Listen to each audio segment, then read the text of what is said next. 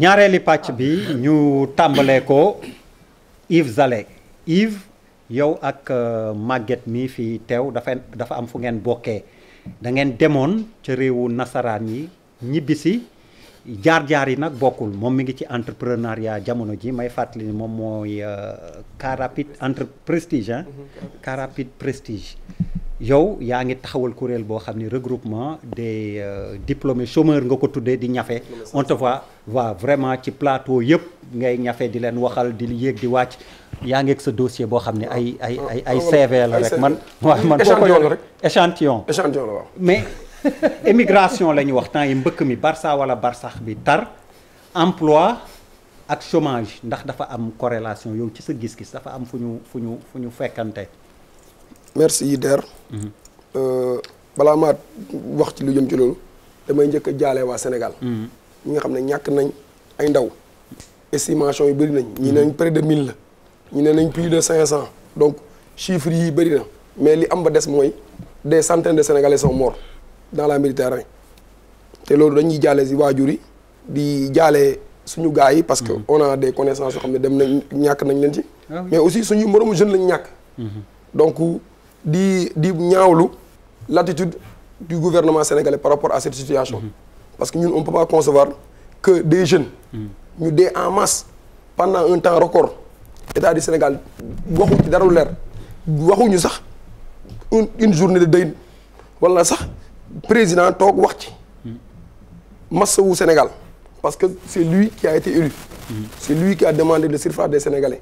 pour les amener vers un avenir meilleur. Ansoumane jàppal foofu principal grief bi effectivement bi ñuy dégg mutisme gouvernement particulièrement président jàppal. waaw parce que ñun diplômés yi tey. ñoo nekkoon étudiant en 2011. 2011 ñun ñoo génn wàcc tali bi dem xeex. xeex 23 juin. moom président ñun fa la ñu fekk. ñun ba muy ñëw dafa fekk ñun ñu taxaw. moom mu ngi koy fàttaliku li may wax ni moom xam na ko. les étudiants vous êtes là ñu ne ko oui monsieur le président. booba mën naa ko wax ñi ma àndaloon. alors qu'il n'était pas encore président. il n'était pas encore président. le 23 juin 2011 ñu génnee tàllal ko suñu carte. suñu carte étudiant mu gis ko. étudiants yooyu noonu tey ñoo am ay diplôme. bëgg emploi. di wax ak moom. parce que c'est le premier des Sénégalais. il faut jaar à l'extérieur. waaw ci gàttal. man dama demoon Lyon dans le cadre de la francophonie. dafa amoon benn appel d'offre formation. bu ñu woowee francophonie économique. dañ ma ci sélectionné woon. ma bokkoon ak 4 autres Sénégalais. les 3 venus du Sénégal ak un Sénégalais bu nekkoon en France. on était une vingtaine. il y avait pratiquement toutes les représentations il y a des Africains. des Américains et tout ça ñu fa daje woon dans le cadre d'une formation. moom moo fa yóbbu woon. ma def sama formation ba pare ma ñibbisi. parce que sénégalais la. parce que man li ma war a xeex sama réex ndaa ko rek. su ma waree liggéey su ma waree am liggéey. dama war a liggéey Sénégal waay. mais nag su ma demee tamit ba amatuma solution wala amatuma yaakaar Sénégal. mën naa tenter leneen. te loolu tenter leneen boobu peut-être moo yóbboo ñenn ñi ñooy yenn yi dinañ ci dal. ñenn ñi di dee ci désert bi. ñenn ñi di dee ci géej ndox mi waay. waaye ñenn ñi ñu dugg. ci domaine yoo xamante ne vraiment mu yàq nañ fi sa jaar nañ fi yàq seen life parce que commence nañ di dugg ci yenn yi métti na nga gis ay jeunes yoo xam ne. yow noo mën a expliquer nga jël chemin inverse bi nangu ñibbisi ñeneen ñi ut si fi liggéey ñeneen ñi ñoom chemin contraire bi la ñuy def quitte à ce que sax ñu ñàkk si seen bakkan noo ko mën a comprendre. waaw man bon peut-être am naa chance. jot naa jàng am naa yenn niveau yi nekk naa koo xam ne tamit damay gëstu. te lu bënn samay bët yombut.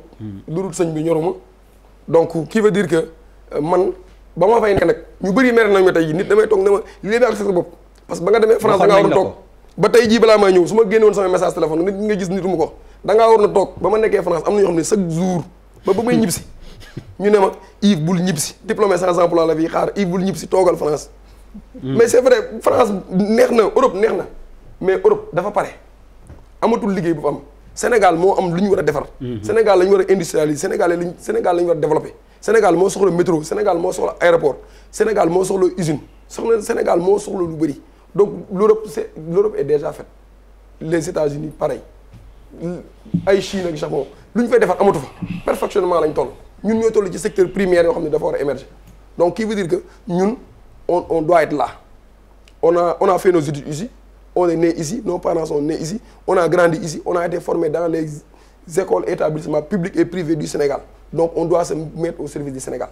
Mais suñu demee tamit Sénégal ba faale wuñu ñàkkal nañu fayda bundu xatal nañu ba ñenn ñi dem les gens qui partent je les comprends.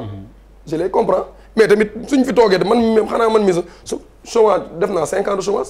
te ñun suñu doyen RETSES 2007 la maîtrise 2007 ba léegi il est au chômage 2007. 2007 ba léegi. doyen soo bëggee ma jox la numéro mën nga ko woo nga laaj ko. notre doyen ba maa ngi nuyu yàlla au passage mu doon nit ku gëm yàlla. donc qui veut dire exemple yi dafa bëri soo fi bëggee nekk di citer. da ngay kii te tout ça c'est dû à beaucoup de facteurs. Premier facteur c'est l'état du Sénégal parce que emploi ñett la bokk ñun suñu sama xam-xam bu gàtt. état la secteur privé entrepreneuriat auto-emploi et tout ce qui en suit soo xoolee état lan lay joxe fonction publique lay joxe. état lu muy joxe concours lay joxe état lu muy joxe si on parle de l'état aussi les démembrements de l'état peuvent être considérés comme l'état maanaam les collectivités locales ci état lañ bokk même si ils ont une certaine autonomie mais ci état lañ dépendre mais nga ñëw recrutement à la fonction publique 2018 lañ annoncé un recrutement de 5415 fonctionnaires ba bi may waxee yow ni recruté wuñ 2000 officiellement parce que recrutement gi suuf ñu ngi koy dégg. te day am da ngay xëy nit ngeen mu xëy du jour au lendemain ñu la jël nañu ma fonction publique. te yow liste génnut. bras long quoi dañuy jàpp ni fii koo xam la. maa ngi ñëw soo xoolee ba xool ba ci biir da nga xam ne moo gars yi ñoo bokk parti wala ñoo bokk coalition. wala peut-être dafa nekk militant nit wala dafa sës nit dafa jege nit. te ñun mënuñu concevoir ñuy jaawale fonction publique ak mairie ñu jox la fonction publique nga jàppee ko sa mairie. nga jàppee ko sa dëkk te loolu c'est des pratiques yoo xam ne dañu koy ñaawlu. structure bi may diriger tey man créé wu ma ko grand yi ay promotionnaire la ñoo ancien parce que ñoo nekkoon doon fac droit ñoom ñoo créé ñu ngi ko créé en 2011 kon depuis 2011 et avant 2011 structure baa ngi xeex kon li ñuy xeex c'est un combat de principe li ñuy xeex c'est un combat pour la jeunesse. parce que man tey su ma fi toogee di wax certes je suis diplômé je représente les diplômés sans emploi mais je ne vais pas parler uniquement pour les diplômés parce que y a les jeunes qui t'interpellent les marchands ambulants booy yi nga xam ne dañuy jaay limon booy yi nga xam ne dañuy jaay ay darkase et tous ces jeunes là te soo xoolee immigration clandestine bi ñu bëri ci ñoom nee nañ seen liggéey dafa yàqu am na jeunes yoo xam ne ñun dañ doon ambulant amatuñ fi ñu ambulant ñi ne nañ ci yenn boutique yi lañ doon jaay mais dañoo interdire amatuñ accès fait 400 000 wala 350 000 bi ñu dese moom la ñu jéem a négocier jéem ci dugg Europe donc mu doon plusieurs facteurs te ci emploi bi deuxième secteur bi danaa ci laal la soo xoolee maa ngi ñëw parce que soo gisee emploi wax naa la ko état moo jiitu soo paree ci recrutement y a ce qu'on appelle les concours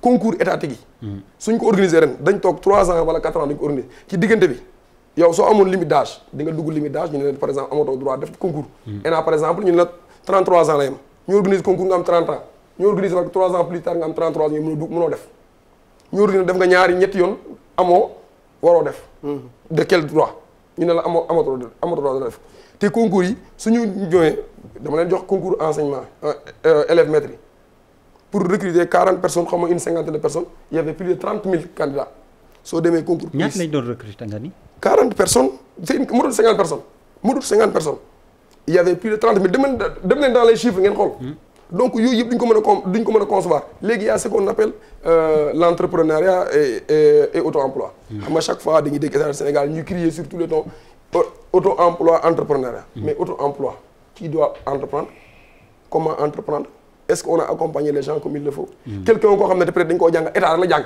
fonctionnement état rek la xam léegi kooku soo ko nee dee entreprendre comment il va entreprendre alors au même moment maa ngi ñëw il y a d'autres professions yoo xam ne ce qu'on appelle les professions libérales profession libérale dafa am profession libérale dafa bëri mooy maanaam pharmacien profession libérale la mel ni avocat xoolal au Sénégal nous sommes 16 millions d'habitants on a moins de 400 avocats plus de magistrats que d'avocats alors que yow on sait que Charles am na droit am 5 avocats il y a des localités yoo xam ne mënoo fa gis avocat boobu ba léegi ñuy topp ñu organiser concours barreau ñu bañ xoolal les notaires au Sénégal il y a 51 notaires pour 16 millions de Sénégalais demal da ngay dem Tunisie pour les avocats ils sont à plus de 2000 te motuñ 12 millions d'habitants nga dem Ghana nga ñëw les notaires ils sont 51. moo tax avocat yu bëri xaalis Sénégal. mais dañ bëri xaalis parce que loolu tax bëgguñu kenn dugg ci profession maa ngi ñëw avocat yaa pire. mais les notaires c'est pire.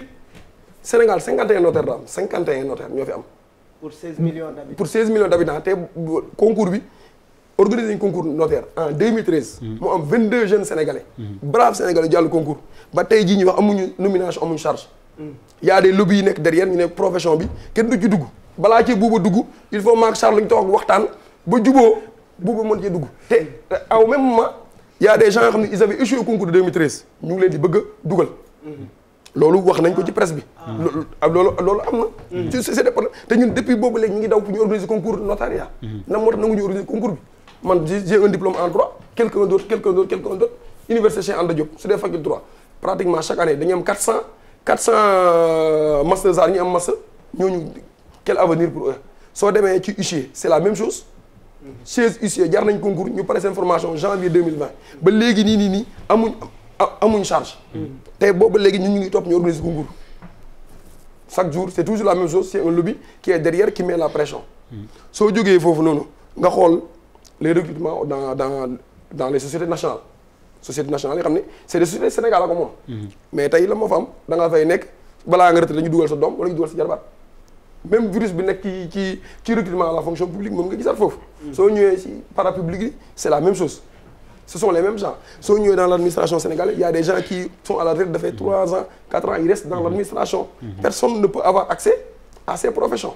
Ils ont un double emploi. Au même moment, les jeunes sont là, amuñu insertion, amuñu autre chose. Soo ñëwee dans les financements tamit, c'est la même chose. Les financements à la DER, ils parlent de milliards. Mais où sont les milliards? Est-ce que ces milliards-là étaient donnés aux jeunes sénégalais gars yi dañu dugg di risquer leur vie? Et ce qui fait mal, on te dit que non, les gens qui partent dans la mer, ils ont de l'emploi. leneen ñu ne la c'est des gens qui sont financés Bouba Ndour maanaam kan moo yor 3 millions sa poche di dugg ci géej gi te mu leer na ni mën nga ñàkk sa bakkan. benn waay wax na ma ko géej waay keroog bi ñuy organiser conférence de presse ak géej waay mu ne ma soo toogee Sénégal am nga 100% de mourir à petit feu parce que doo yor maire bi xëy amul sa lu mu jëndee fondé sa xol di bon paa bi mun dafay facture courant léegi nga nekk ci kër gi nga doon magum jëm ñu la ñàkkal fayda.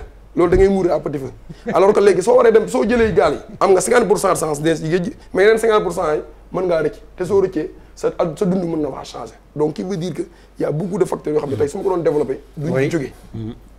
alors Maguette dafa am foo xam ni tudd na ko sànq entreprendre yow nga def sens inverse bi jógee Europe ñibbi si Sénégal je le rappelle yaa ngi koy wax léegi car rapide prestige. yow it sa expérience naka nga ñu ci mën a indi les seede très rapidement pour ñu comprendre sa jaar-jaar. bon man moom comme ni nga ko waxee rek dama dem naa ñetti yoon balaa may toog France parce que bi ma demee tamit dama am rêve bu ma amoon foofu ma bëggoon dem je pensais que am na yu ma xalaatoon ne su ma demee fa la gën a yombee ko fii mais bi ma demee ba gis ne peut-être coono bi ma fay def ak li ma fa bëgg apporter tey bu ma ko defee sama réew wala ma ne fi def naa ne si lay ëpp njëriñ te tamit bu may nit ku dem tamit yàgg-yàgg di nga ñibbisi parce que dem li ko indi mooy ñibbisi ñëw def li nga bëgg sa réew wala nekk ci conditions yi nga xam ne peut-être moom nga rêvé ci laa demee foofu ñëw Sénégal bi may ñëw ànd ak sama copine tak ko jabar fii ubbi entreprise bi car rapide prestige bi ñu koy démarrer nag ñu ngi démarrer ci benn moto parce que tamit comme loo gis rek benn lay démarrer ci benn moto nekk benn ñaar ñetti di ci xeex ba tey on est à une centaine de salariés lépp rek parce que tey am nañ yaakaar tamit ci sunu réew te xam nañ réew mi li koy développer ñun la parce que tey tamit même man sama jàng bu sorewul tey su ma monté entreprise il faut que ma jël ñoo xam ne dañoo diplômé parce que ñoom tey ñoo jàng li nga xam ne moo ko mën a téye dama leen di soxla man mën naa bañ a jàng mais ñoom ñoo may recadrer parce que su ma bëggee def lu baaxul ñoo naa ma li baaxul teggil fii ñun jàng nañ étude bi mais ñoom ñi am tamit diplôme yi ñoom tamit dañoo soxla expérience parce que man jël naa ñoom ay diplôme mais damay am problème ak ñoom ci biir mais au fur et à mesure ñuy avancer ñooy dem ba tey entreprise bi mën a taxaw fi mu taxaw te tey peut-être problème bi ñu am du Sénégal on a la chance man dama koy wax parce que peut-être fekkeewu ma yeneen gouvernement yi fi nekkoon d'ailleurs peut-être ñëw na li ma ci am bëri na mais financé nañ ma tax na peut-être ma dépassé benn pas mais suba man damay rêver ma industrialiser sama entreprise bëgg naa tey 100 yi ma jël ma mun ko yokk ak métit bi tey peut-être li liggéey bi di gën a métti yëpp courage bi nga si am mooy tey li ngay dégg parce que da ngay jël benn parent woo la tey ne la tey sama xol sedd na sama doom ji di indi na saaku ceeb ci kër gi nga xam ne peut-être yow partie boobu réussir nga wala benn booy boo jël ñëw ne la man de tey de vraiment bëgg naa takk jabar samedi prochain dajale naa lu ma mën a takkee jabar nga xam ne foofu réussir nga def naa fi des fois damay def appel d'offre ma ne dama soxla livreur am na benn booy bu jógee Tamba ñëw car rapide di xaar dama yeew 7 heures parce que damay teel a jug di xaar booy ñu xëy si ma gis ko foofu mu toog mu ne ma ndax fii mooy car rapide ma ne ko waaw mu ne ma damaa ñëw pour déposer ma ne ko ah ok d'accord ma xool ma ne ko foo jógee mu ne ma Tamba la jógee ma ne koo xam Dakar mu ne ma kenn ma ne ko léegi bu ñu la jëlee nga liggéey yow fooy dëkk nooy def mu ne non moom lu yëpp na débrouiller l'essentiel dañ ko jël rek mu liggéey pour wane ne que booy tamit am nañ jom gars yi bëgg nañ liggéey parce que pour man kii jël gaal gi sax tey on ne cautionne pas ça mais pour man am na jom parce que ñëpp bëgg nañ ku nekk bëgg nga dara ku nekk bëgg nga defar sa réew ku nekk bëgg nga apporter dara chacun envie tey Sénégal jëm kanam mais tey Sénégal tamit dañuy lu ñu mënti wax rek mooy gars yi ils nous laissent pas rêver gros mooy on ne rêve pas te dëkk yi développé dañuy rêver États-Unis dañuy rêver man chaque fois dañu lay invité si ay forum ne la gis nga booy bi def Facebook ni mel gis nga booy bi créé lii gis nga booy bi créé gën a ñëw muus de seen environnement gën a baax surtout def na fi benn étude ba ay cabinet français yu ñëw ak ñoom seet si ñu bi ñëwee ñu présenté leen dañ ne mais vous êtes en avance entreprise yu nekk France yéen ñi waaw ils pensaient pas qu'on était déjà là mais man leen nous on réfléchit mais dañoo amul peut-être li nga xam ne bu ñu réfléchir ba pare ñu accompagner ñu dépasser beneen stade bi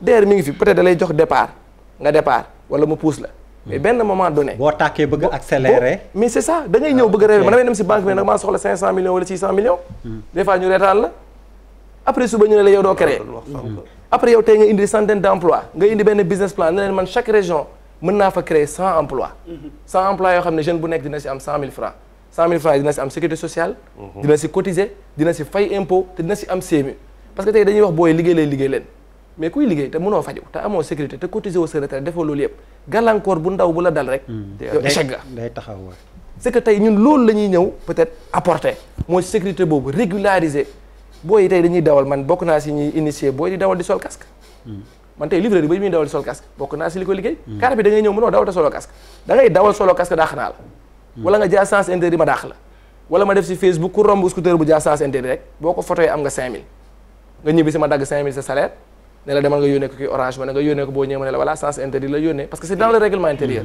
mais loolu yëpp c'est pour montrer qu'on a envie aussi de faire on a des projets bëgg nañ def mais tey bu ñu demee ba toll fii état ñu war a ñëw bu max ne yéen fii ngeen toll mais milliards a ngi ni temps ngi ni parce qu'on est réglementé man li may def tey am naa licence y a plein d'entreprises qui le font ñii amuñu licence ñii amuñu li mais informel bi mënuñu ñëw rek rey ko mais mën nañ leen boole ñu formaliser leen mën nañ dépendre si ñun tey secteur postal bi peut-être gàllankoor yi nit yi doon am yu bëri mais amatuñ ko tey lu tax parce que ñu ngi fi tey industrie yi ñu wax tey rapprocher les villes commerce bi pour ñu rapprocher ko pour économie bi mën a dox il faut que les villes soient proches tey yow ba amoon ngénte suba ngaay mexe ñëpp xam nañ day jaay daal mais boo xalaatee dàll bi nooy def ba yëkkati ko ngaay mexe indi ko fii da nga koy bàyyi da ngay dem centenaire jëndi ko automatiquement mais kooku noonu kan lay xaar il faut mu xaar man ma dem Saint-Louis su may ñibbi sama romb fa jënd ñaari pat daal wala ñett yóbbaale ñaar ñett c'est pas normal mango baa fi am problème y a plein de choses et on a toutes ces idées pour développer dëkk bi suukar bi ñuy wax même suba bu ñu ko fi defaree ni ñu koy déplacer day gën a cher mais ni ñu koy jëlee il faut que ñu am ñu ko ñëw jël il faut que logistique parce que àdduna yi développé yëpp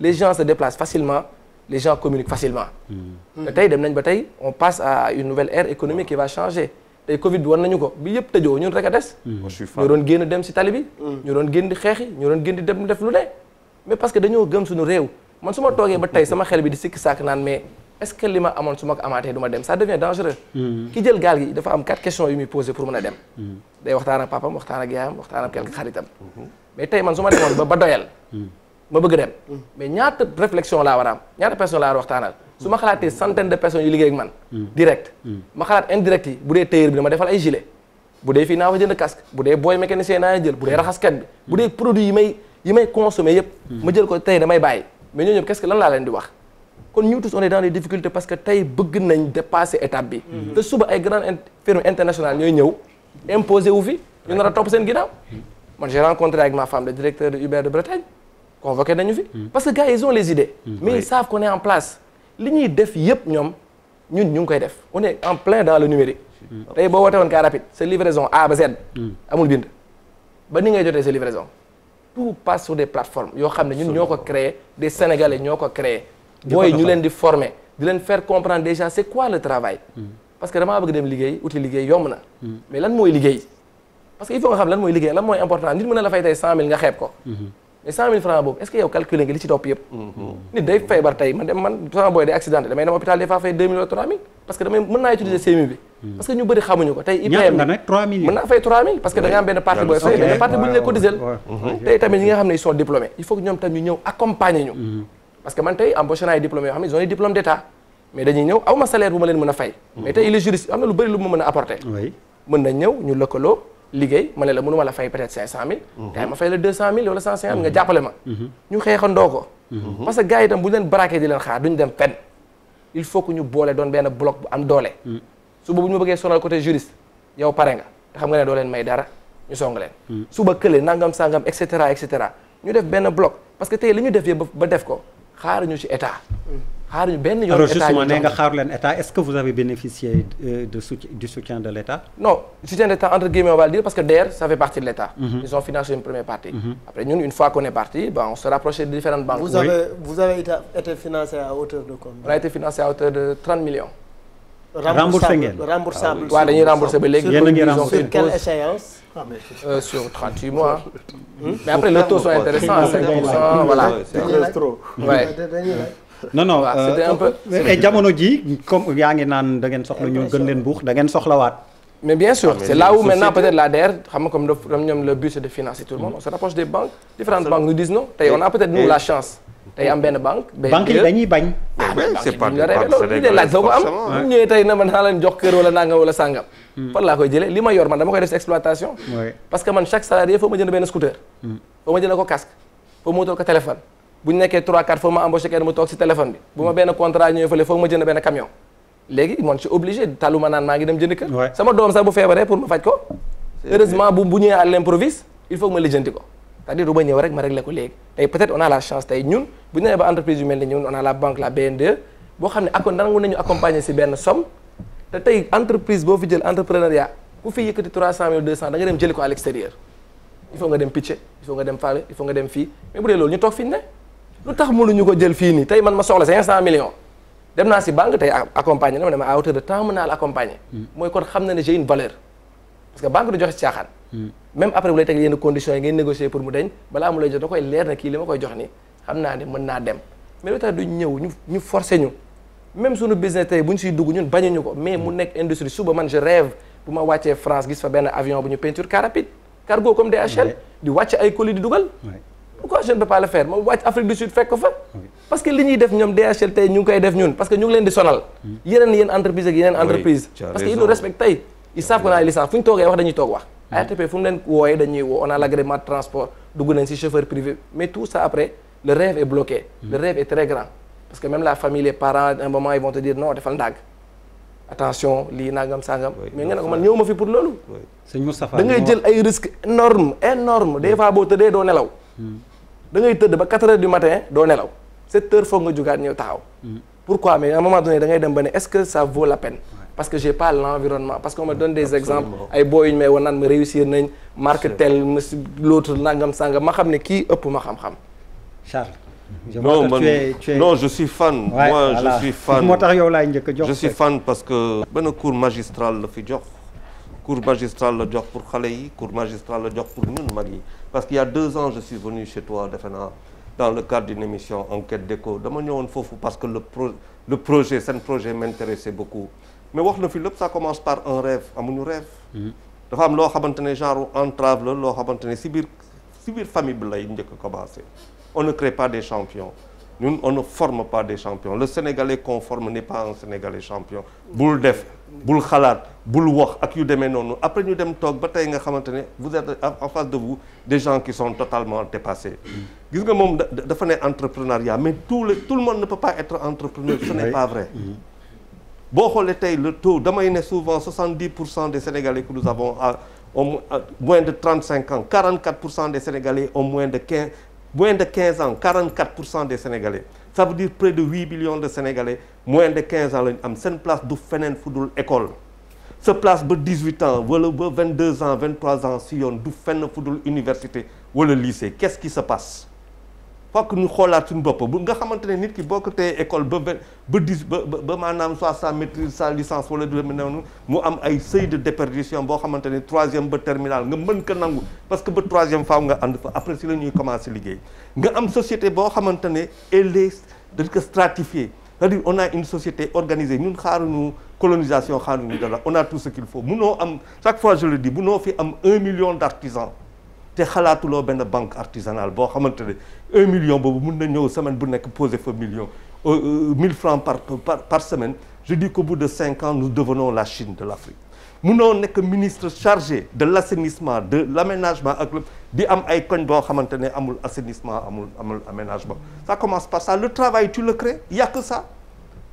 fii lépp tout est là pour nous créer ko munoo dugg c'est-à-dire moi je sais pas comment les gens réfléchissent parfois damay poser question loo mënee dugg si kon di dëkk par exemple bu dugg Wakaam dugg si benn kër di fay 300 000 francs le loyer amul tali amul trottoir amul aménagement amul assainissement ñaata xale yi ñoo ko mën a liggéey comment nous pouvons former aujourd'hui dans les communes parce que dëkk lu koy développer c'est d'abord les petites et moyennes entreprises dans les communes comment tu peux créer 557 communes te joxoole xooloo d'abord lan mooy économie dëkk ba loolu yëpp dafa am loo xamante ni ñun dañuy ñëw indi ay concepts on parle d'emploi d'employabilité loolu yëpp ay wax la xale yaa ngi fii nun xool xale yoo xamante ni ñu ngi jàng di dem ba terminal nun xool loo xamante ni mën nañ dem ba terminal nun xool loo xamante ne xale yi mënuñ buñ demul ba foofu comment il peut faire un service social obligatoire pour nga mën leen téye mën leen former mën leen jox lu mu tudd civisme ak loolu yëpp si gannaaw yëre yi ñuy sol du doon ay yëre yoo xamante ni bitim réew lay jóge yëre yoo xamante ni fii lañ koy ñëw par nos tailleurs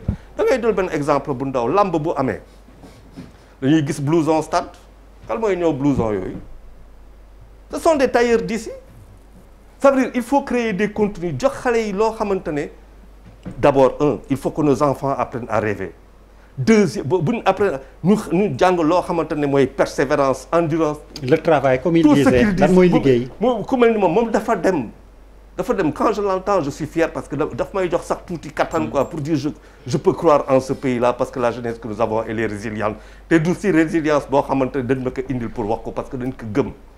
mais les start-up comme ça parce que start-up la.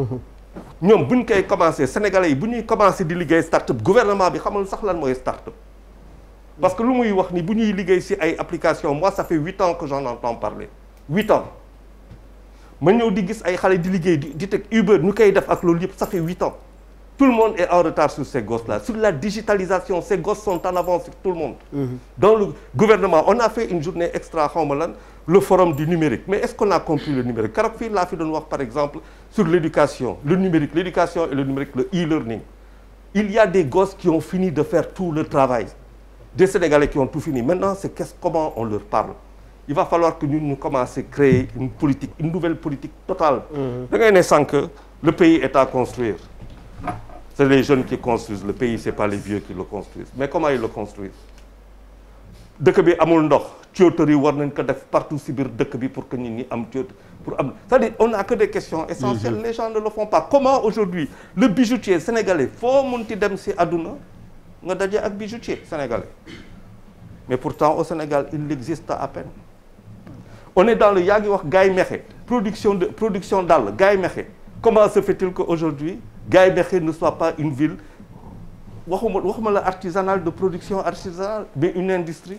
on a que ça nga dem au nord on a le nord il suffit maintenant dañuy xool rek boo xoolee ce qui est devenu Saint-Louis attraction touristique nga xool les ruines qu'il y a là-bas boo xoolee ce qui est devenu la place de l'indépendance boo xoolee ce qui est devenu ce pays tu comprends après que ces jeunes-là soient sans espoir parce que boo xoolee les dents de la mer là où habite Léopold où habitait Léopold Sédar Senghor nga xool ce que c'est en train de devenir un bazar un marché à ciel ouvert tu te poses beaucoup de questions sur le pays et les jeunes ils ne voient que ça et bien après ils sont perdus mais c'est une référence man dem naa si ñoom il y a 2 ans tellement j'étais frappé par leur modèle. Allez Malal. Yes moi je pense que en les écoutant ñoom ñaar li ngay njëkk a comprendre mooy dafa mel ni il est en train de dire oui c'est un face à face il est en train de dire à celui-là il faut pas compter sur l'État. Believe in yourself. C'est ce qu'il a dit. Believe in yourself. Believe in yourself. mooy l'État mënul répondre à tes questions parce que diplômé chômeur mu ngi exister depuis combien de temps et dans tes statistiques ñaata lañ ci jël en compte ci nu mu tuddati État ñaata la ci jël en compte depuis boobu kenn donc en fait il faut peut-être que ngeen wut yeneen explorer yeneen piste il y a aujourd'hui ñu ngi ci li benn grand doon wax ñu ngi ci siècle de l'expertise am na koo xamante ne xëy na raxas oto rek la mën jóge na ci ba créer benn entreprise de lavage mën a defar yaatal ko et cetera et cetera beneen affaire bi ma ci dégg mooy effectivement nos gouvernements sont très éloignés de ce qui se passe dans la réalité parce que dafa am lu nekk ci réalité bi c'est-à-dire ñii nii je pense que c'est une élite qui ne comprend pas ce qui se passe sur le terrain parce que ANPEJ boo demee bàyyi laa yi waxi naan nga ne booy gulu wala booy caama wala je sais pas nga ne yenn booy yi Iba lan mooy ANPEJ xamuñu ko et pourtant ça s'appelle Agence nationale de l'emploi pour les jeunes nga laaj leen papel c'est-à-dire il y a trop de concepts concrets mais qui ne répondent pas aux aspirations de cette jeunesse à Guédiawaye boo fa bëggee indi ANPEJ fekk booy yi dawal saret moom lañ xam di ko liggéey il faut les encadrer dans ce qu'ils savent faire absolument parce que aussi bokk na tey dawal saret bokk na ci décoru Guédiawaye c'est dawal saret laat ci la liggéey ci la instant bi mu ngi tabaxal jabaram kër mu ngi terrasse laat te ñoo màggandoo ñoo defandoo lépp man amaguma kër laat mu ngi tabax te pourtant j'ai fait des études j'ai été à l'université j'ai voyagé je suis allé en France aux États-Unis un peu partout tey ñoom laat ak ñoom Pa Ibou Sakho Pa Ibou seen kër mu ngi jàkkaarloog église Saint-Abraham mu ngi tabax na kër tabaxaat kër donc en fait pour dire que en fait on ne comprend pas ce qui se passe sur le terrain et que lan mooy est-ce que ñii am nañu la cartographie de ce qui se fait sur le terrain je ne pense pas dañuy ñëw indil leen dañuy jëli fële ay politique yoo xamante ne dëppoowul ak suñuy réalité socio-culturelle dafa mel ni rek nga jëli fee benn plan de développement économique boo xamante ne dañ ko xalaat selon les réalités occidentales nga bëgg a def un copier-coller copier-coller boobu mënul dox fii nit ñi cere la ñuy jaay ndambe la ñuy jaay fonde guddi la ñuy jaay à Pikine y a des familles qui ont construit avec du fondé avec ça oui parce que ci rond-point bi la ñu am benn table buy jaay cere caagri ndambe et cetera et des milliers des centaines de personnes dañ leen di wër aka neex cere aka neex ndambe aka neex nangam c'est-à-dire il faut que ngeen dégg askan wi c'est-à-dire si vous restez en voulant dire que oui fast track wala effectivement nii la Macron développé wala tel wala nii la Rwanda développé alors qu'en fait ici c'est le Sénégal ici on mange du ceebu jën au Rwanda le plat national c'est pas le ceebu jën donc il faut que vous essayez de comprendre ce qui se passe sur le terrain parce que imagine ñaata fii boo yëpp mën a dawal scooter quelqu'un qui dit ici que boo ko joxee ay moyens il peut créer 100 emplois par région c'est-à-dire mën na créer 1400 emplois 1400 Ouais. 1400 emplois ku ko mën a créer kooku tout de suite état daf ko war a déglu tout de suite te leer na ma ni kii toog nii xamul waa ministère de la jeunesse kii toog nii xamul ANPEJ kii toog nii xëy na soxla na ay rendez-vous il n'a pas été reçu plusieurs fois parce que en fait on lui prête la sourde oreille il est important que ñu déconnecter li nga xamante ne moom mooy les ressources publiques doivent être réparties au public et de la manière la plus équitable boo ko jëlee ne way ñoom Moustapha Dieng de ñoo nekkoon sama militant cey Ali Faye li ma xeexle bi ma waa PDS naree song moo taxawoon nii mais on ne recrute pas une personne sur la base de ces choses-là on recrute une personne sur la base de la compétence sur la base de ce qu'il sait faire mais également sur la base de la débrouillardise koo xamante ne yàgg nga ko gis muy jéem xam nga ni booy bu jógee Tamba ku jóge Tamba nga fekk ko sa tu l'as recruté.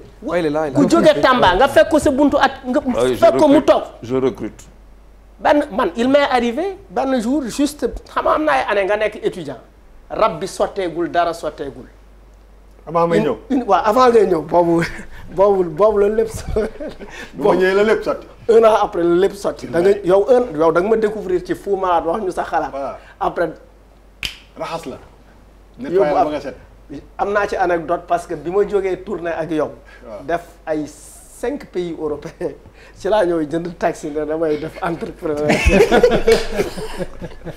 mais taximan bu ma taximan bi saa yu ñëwee. mais Malal loolu musuma ko woon wax déglu mu ne saa yu taximan bi ñëwee. wax ko la taximan bi grand Abou Sow la tudd quoi Pikine i ko table de na ma grand baal ma la tey la moom mooy la lan mooy dama mooy la je comprends pas. amul verse moom wala verse 10 000 indi. Tu n'es pas le seul, hein? Tu n'es pas le seul. grand Abou Sow ñaata lay indi. ay 3000 3500 léegi mu indi 6000. Malal tu n'es pas sérieux. yaa suñu benn grand lañ dénkoon versement yi quoi grand mort si kaaf la dëkkoon quoi te grand bi tamit day toog ay munga quoi. yàlla yàlla fay. et Malal ça suffit. bilaay donc mooy li muy wax c'est-à-dire liggéey da nga koy wax. oui. c'est-à-dire bu ma bëggee jël sama benn xarit bëgg a gérer taxi au nom de sama xarit ma ne xaaral ma dénk ko xaalis bi fekk moom day tus ngalu. si le versement arrive il en prend sa dose.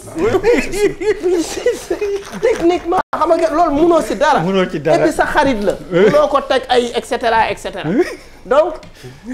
donc li ngay wax xam nga nit bu jógee Tamba ñëw toog sa buntu c'est-à-dire il faut donner au travail à ceux qui veulent travailler.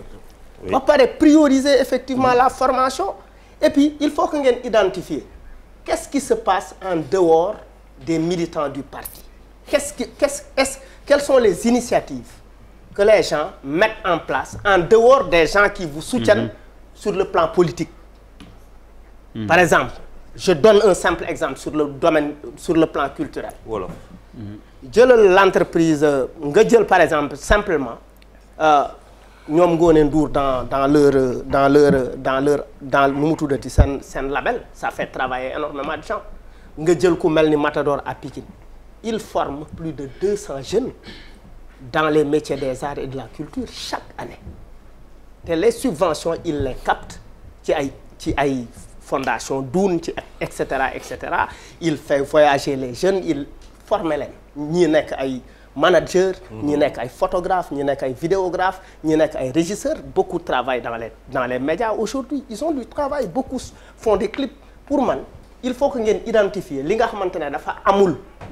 Mais dama jàpp ni nguur gi souvent ils veulent faire des choses mais ay seer ngeen ay ngaaka ngeen. Non ay ngaaka ngeen. C'est-à-dire vous ne comprenez pas ce qui se passe et essayez effectivement de comprendre ce qui se passe et puis prioriser ceux qui ont déjà des modèles. Du vécu. Ah, oui. Parce que man li ma gis ñii di def je pense que dafa mériter une multiplication mais moto Jakarta demal Kaolack ay Jakarta la ñuy dawal. Vélo mais Kaolack ay Jakarta la ñuy dawal. Ça veut dire qu'il peut les formaliser, collaborer avec formaliser ces gens-là. Oui, à Kaolack, formaliser les gens à Bakel, formaliser les gens à Matam, à Koumpentoum, un peu partout. Il a le savoir-faire. Il y a du potentiel. C'est vrai. Après yéen ngeen accompagner leen parce que aussi d'un point de vue administratif effectivement mënu leen toog de croiser les bras naan on attend l'État, on se suffit des plateaux. C'est-à-dire il faut mettre l'État de côté parce que l'État ci problème boobu ci problématique boobu État bi dafa wane ay faayam. Ok allez Bouba. waaw day jafe yokk si waaye li mu wax lu gars yi wax. Je pense que bon tukki aussi am na lu muy jëriñ mooy wax tout le temps si émission bi que si bu ñu nekkee xale ba léegi dañu war a formater nit yi si benn état d'esprit parce que pour man réew lii nekk état d'esprit bi nekk si bopp nit ñi ndaw yi moom mooy développer réew. peut-être que ñun ñi ñëpp am nañu ci am occasion tukki nga ñëw parce que tukki aussi am na ay lu ci baax ak na loo xam ne baaxu ci am na looy jàng feneen nga indi ko nga gis que ni loolu moo manqué ñu bëri fii moo tax avancé wuñu donc je pense aussi il faut ñu xoolaat tuuti suñu bopp et li ëpp solo mooy nit ki fépp fu mu mënti jóge mooy ki jóge Tamba mu bañ a jóge Tamba mais il faut que mu toog Tamba bëgg Tamba tekkee Tamba. oui carrément ñuy wax léegi ñuy wax ci thème bu njëkk bi ñuy wax affaire suukar bi boo ko xoolee ci beneen jàngat am na entreprise bu fi nekk depuis 1900 xaw ma ñaata waa ji woote na nee na 3000 hectares la soxla. waaw commerçant yaa ngi dem wuti fële c'est-à-dire que mooy que le boulot est là. oui. les terres sont là. Tout est là. suuf saa ngi fi. ndox lépp ndox maa ngi fi lépp ngi fi. c'est quoi le problème. nit ñaa ngi fi xale jeunes yaa ngi fi xam nga loolu pour man en dehors de li ñuy xëccoo ñoom ñun question bi ñu war a njëkk a poser mooy c'est quoi le problème. c'est-à-dire que lépp lu ñu soxla pour que problème boobu ñu régler mi ngi fi yàlla xam na ko lan la ñuy xaar pour régler ko. ñaata nit ñoo ci war a jëriñu. xam nga loolu boo ko réglé tu règles un problème ku ne laaj 3000 kii. hectares ñaata nit ñoo fa nar a liggéey. et puis est-ce que foofu rek lañ ko mën a def ci fii. non bëggoon naa ko laaj sëriñ bi ndax mën nañ ko def Ziguinchor. non peut-être mais loolu c'est pour le en tout cas même bu dee zone boobu. moo lay wan que ni le problème il est fondamental te effectivement Malal dafa am lu mu wax lu am solo. aussi suñu gan gi bu waxee nga xam ni lu moderne lay def. il a am benn approche c'est bien. mais ñi gën a bëri. peut-être que sax foofu du seen domaine.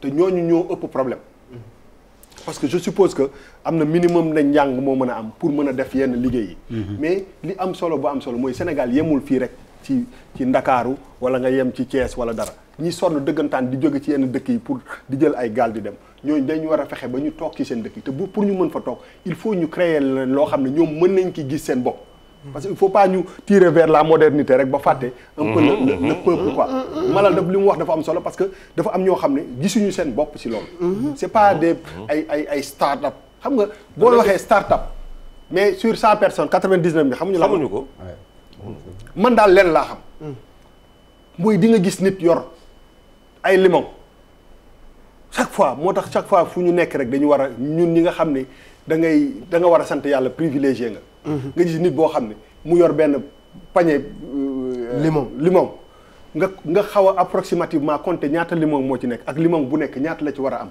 ak ñaata kilomètres lay dox kooku mënoo ne bëggul liggéey c'est-à-dire que dans surtout tàngaay nga gis tàngaay bi muy tàng nga xam ne yow boo génnee sa oto 1 minute dootoo mën a duggaat si biir kooku bëgg na liggéey c'est-à-dire que te yooyu bëriwul foo koy gis même boo tukkee ñu ñeme coono noonu pour am ci loo xam ne moom la ñuy suutu la mais loolu ay indication la indication yu mag la mooy que kii ci li mu xam parce que aussi nit ki mënoo ko jox loo xam ne xamu ko xam nga ci li mu xam mooy que waa ji jàngul peut-être que amul benn niveau bu mu kii xam na ni daal bu ma yoree lii boo ma joxee dërëm dinaa la delloo lii boo ma joxee 100 francs dinaa la delloo kii naa ci dej foofu la toll mais ci loolu muy def am na ndaw am na volonté bëgg na liggéey ñeme na coono mi ngi jéem a daan doole kooku pour man jox na la indication yépp yoo xam ne da nga ko war a aider il faut que ñu jàngal nit ñi nga xam ne par exemple ñoo jógee ci àll bi comment aimer par exemple l'élevage comment aimer l'agriculture la pêche il faut pas nit ñi bàyyi aussi seen environnement naturel nécessairement pour dem vers benn genre mutation wa nga xam nga exode xam nga ñëw ci Dakar wala Thiès wala dara nan la ñu mën a def ba nga xam ne nit ñi keroog waa ji fi ñëwoon keroog nee naa ko dama bëgg nga wax ma est-ce que am na nappkat boo xam ne milliardaire la pour que ñeneen ñi ñëw ci ginnaaw ne man mun naa am milliard mais bu dee li nga xam ne moom mbay dafa am solo napp dafa am solo sàmm dafa am solo lan la sàmm ak mbay def ci sunu jeunes yi ba ñu bëgg a toog ci dëkk yooyu ñu def te normalement ñooñu li ñu leen war a defar bu ñu leen ko defar rek soxla wuñ ñëw ci dëkk yi parce que ñooñuy gën demin mais dañu débrouillé wu ba nga xam ne ñëpp ña fàqee koo fenn sax bëggatuñu foofu dara donc dañuy dem vers quelque chose boo xam ne maîtriser wuñ ko donc je pense que la politique aussi il faut ñu décentraliser delloo ko ca ndëkk ya xe ba nit ña toog foofu mais foofu ñu fay toog mais bu dee bu ñu ñëwee fi jël te li am pour tëj rek mooy da ngay gis te suuf si nga gars yi di jël di joxe ñii di jël li kan lañ koy jox ñan ñoo koy exploiter. am na ay entreprise yoo xam ne étranger lañ. ñu fii jël suñu pomme de terre bi. jël suñu soble si jël suñu lii yëpp non di ko liggéey fii di ko jël di ko denc. mais loolu échec la. pourquoi may jox bay keneen koo xam ne mi ngi jóg alors que am naa ndaw yi am naa lépp mais loolu nga war a def. te ñooñu investissement yi ñu fiy indi du passé benn 20 milliards. yow 20 milliards yooyu tu vas préférer def ko ci benn immeuble bu taxaw nii nga naan inauguré nañ ko fekk 20 milliards yooyu mën na développer tout un village. parce que loolu affaire du souveraineté bi dafa am solo. affaire yooyu da ngay dem ci dëkk bi ne dëkk lii dafa war a des fii 20 milliards yooyu dama koy def fii pour que ndaw yi nekk ci dëkk bi ñu toog fa. donc je pense que il faut ñu équilibré def la équilibré nga xam ne ñi gën a sonn dëggantaan mooy ñi nga xam ne amuñu accès ci ay start-up yeeg yooyu yëpp quoi je pense que c'est important. Mala Pierre mi ngi bëgg yàgg ci téléphone bi en 2 minutes Libaas Kër Aram Jàppale juste pour mu indil ñu expérience am ak gis-gisam ci waxtaan wi il a beaucoup insisté pour dugg Libaas qui est un ami de la maison également ñu xam ko ci liggéey Libaas ñi ngi lay nuyu bu dee mi ngi toujours en ligne allo Libaas. allo Libaas. allo. waaw ñi ngi jéggalu nag dafa xaw a guddi xanaa nga tënkal ñu rek li nga ñu bëggoon may comme participation ci waxtaan bi. allo maa ngi dégg. waaw ma ni ayca bismillah comme temps bi dafa xat ñu tënk ko ci 2 minutes rek loo ñuy dolli ci waxtaan bi. waaw dañuy rafetlu émission bi bu baax parce que buñ ko toppee di ko yaatal waaw ñu ngi lay dégg Libaas. ñu ngi lay dégg. waaw donc ñu ngi rafetlu émission bi di wax ci buuba daanelee ak malade wala ñu ñëw rek. allo. waaw ñu ngi lay dégg. Libaas ñu ngi lay dégg.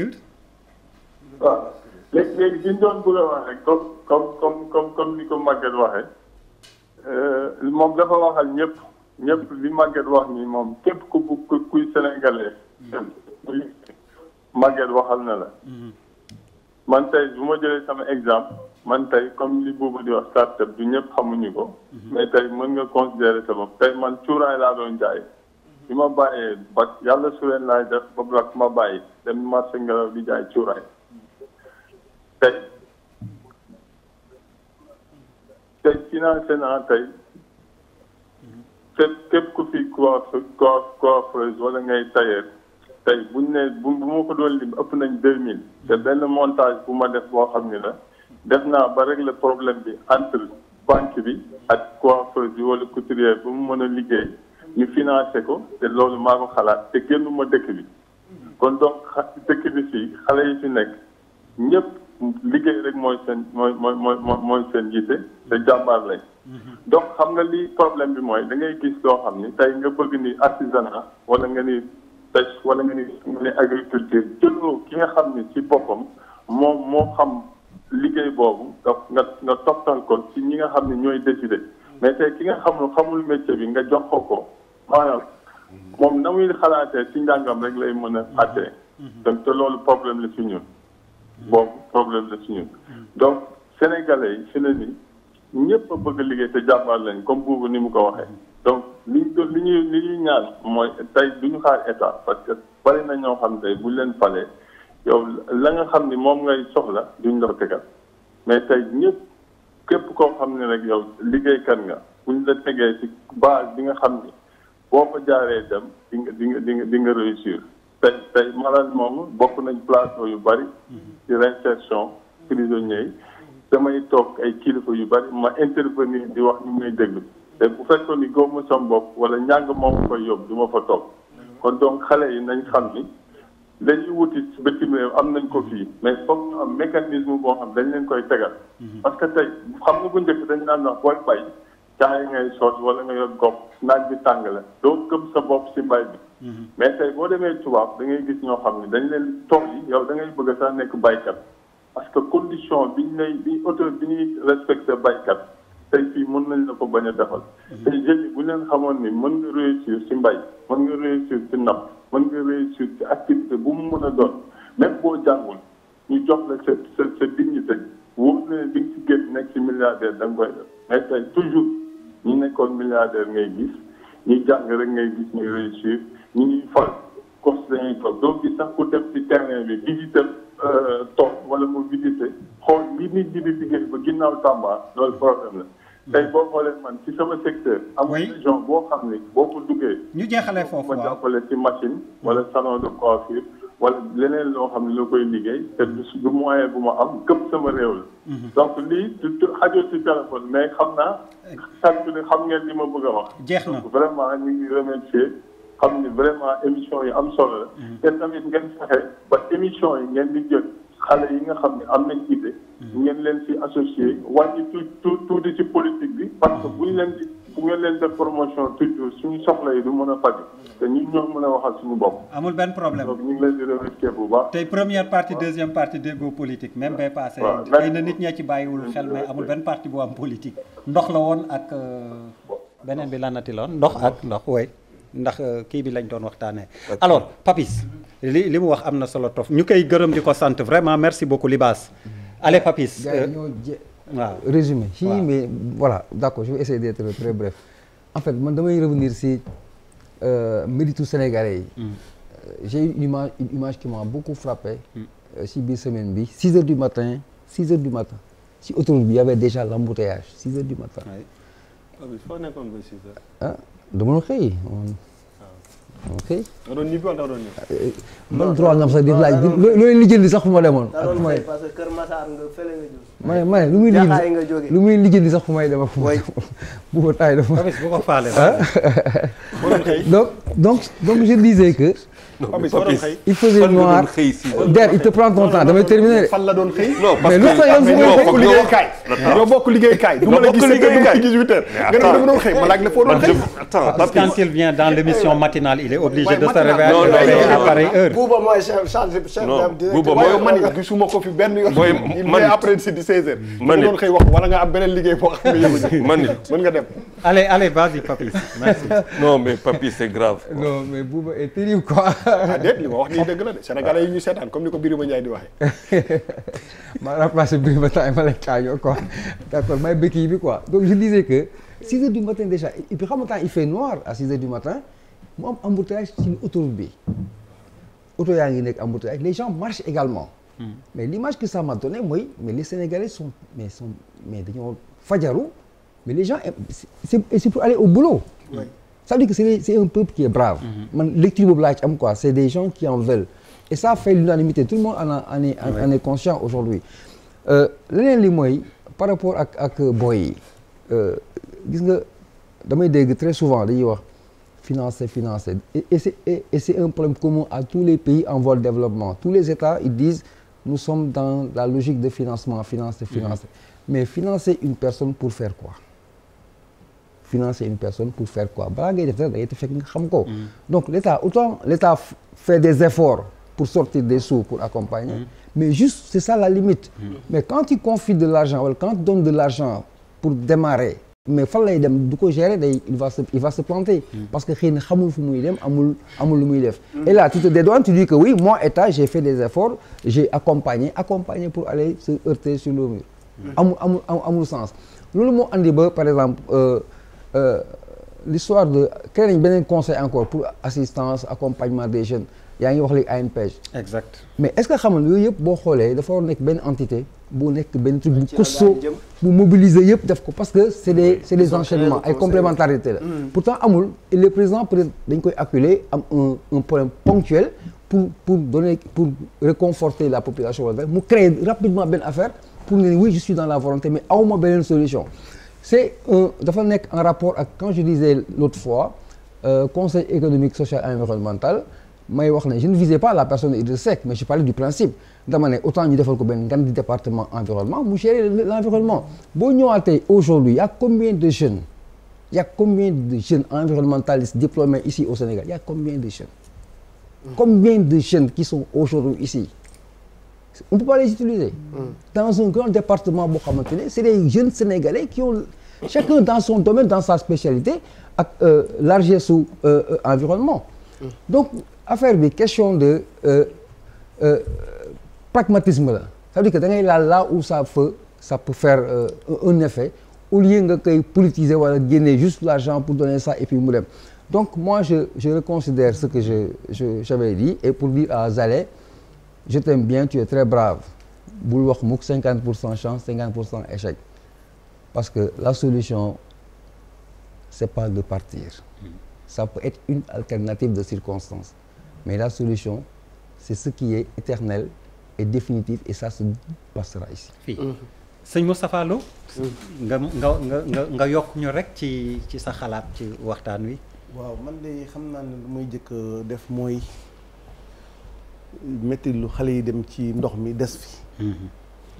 di ñaan yàlla may seen waajur xolu muñ seen ginnaaw ay nit yu am jom lañ nag am jom rek ak bëgg a tekki lu ci bari mooy def loolu waaye bu ñu amee jom bëgg a tekki te amuñ ñu leen orienté waajur yi dañ ci am responsabilité bu metti kii wax na ko sànq dama préféré dem dee ci toog fii dee ci yenn deewin wu ñaaw yi ndax ñuy xas sama waajur ci sama kanam wala ñu may xas ci sama kanam waajur ndax mënuma tekki dafa metti dama defe ne jot na lu ñu sensibiliser xale yi ñu sensibiliser ko waajur yi sensibiliser leen xale doo xaar moom 18 ans nga di ko jàngal liggéey gis nga bi ñu commencé naan liggéeyloo bi ñu teeral liggéeyloo xale yi dafa am ñuy wax ko xeex ci la yàqu-yàqu bi commencé xale ni nga koy jàngalee muy xam di continuer bi mu nekkee xale foofu nga koy commencé jàngal liggéey foofu nga koy jàngale xam boppam ba mu xam moom kan la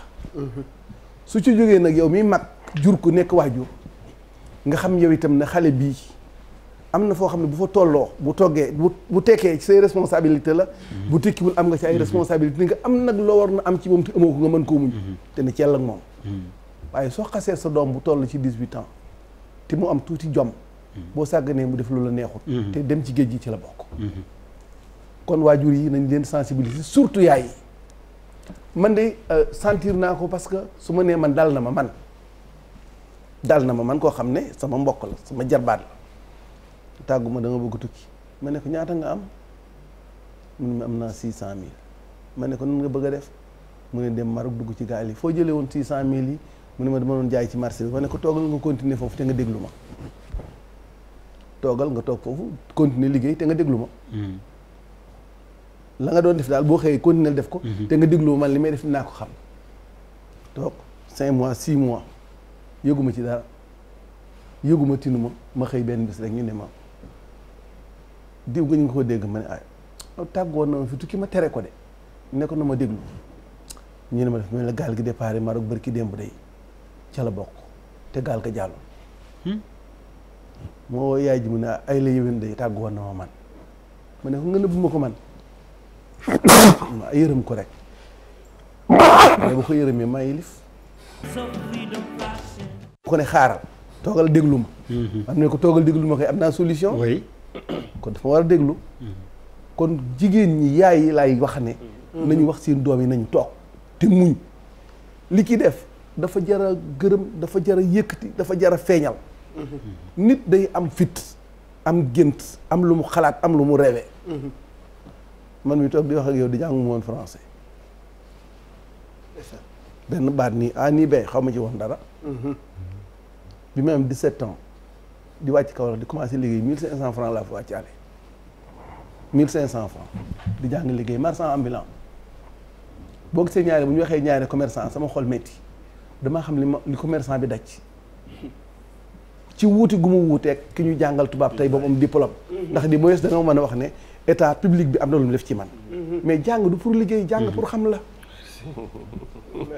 merci waay jàng du pour liggéey diplôme bi du pour liggéey pour xam la soo xamee nag ba pare mën ngaa jàng nekk comptable nekk expert comptable ñu fekk la ci tool yi ngay bay parce que boo boolee ñaar yi da ngay mën a sakkanal da ngay xam mën ngaa jàng nekk di sàmm est-ce que transport et logistique nga def li ngay def ban métier la tey transport et logistique et tout c'est parce que loolu nga rêvé nit ku ne loo jàng da nga jàng pour xam jógee nag xool fekk jàng nga métier boo pratiquer nga dendale ñaar yooyu jaar ci jàll te loolu fii nga ko mën a def ci biir réew mi ku jóg jëm France xool télévision yi li ñuy génnee ña fa nekk ak Espagne xool nañ leen di génnee conditions yi ñu fay nekk nga mënoon bërki dem benn xale daf maa woon ne ma tonton man dañ noo booleeg yow ma ne ko bon lu xew mu dama bëgg a tukki ma ne ko tukki da ngaa bëgg a dem ci géej gi mu ne ma déedéet loo bëgg ma ne ko ma topp tool visa ma ne visa de seer na ñaata nga am mu ne ma daal damaa bëggoon nga wax ma man bu dee ay visa Italie Espagne ñi ma daan dégg ñu koy wax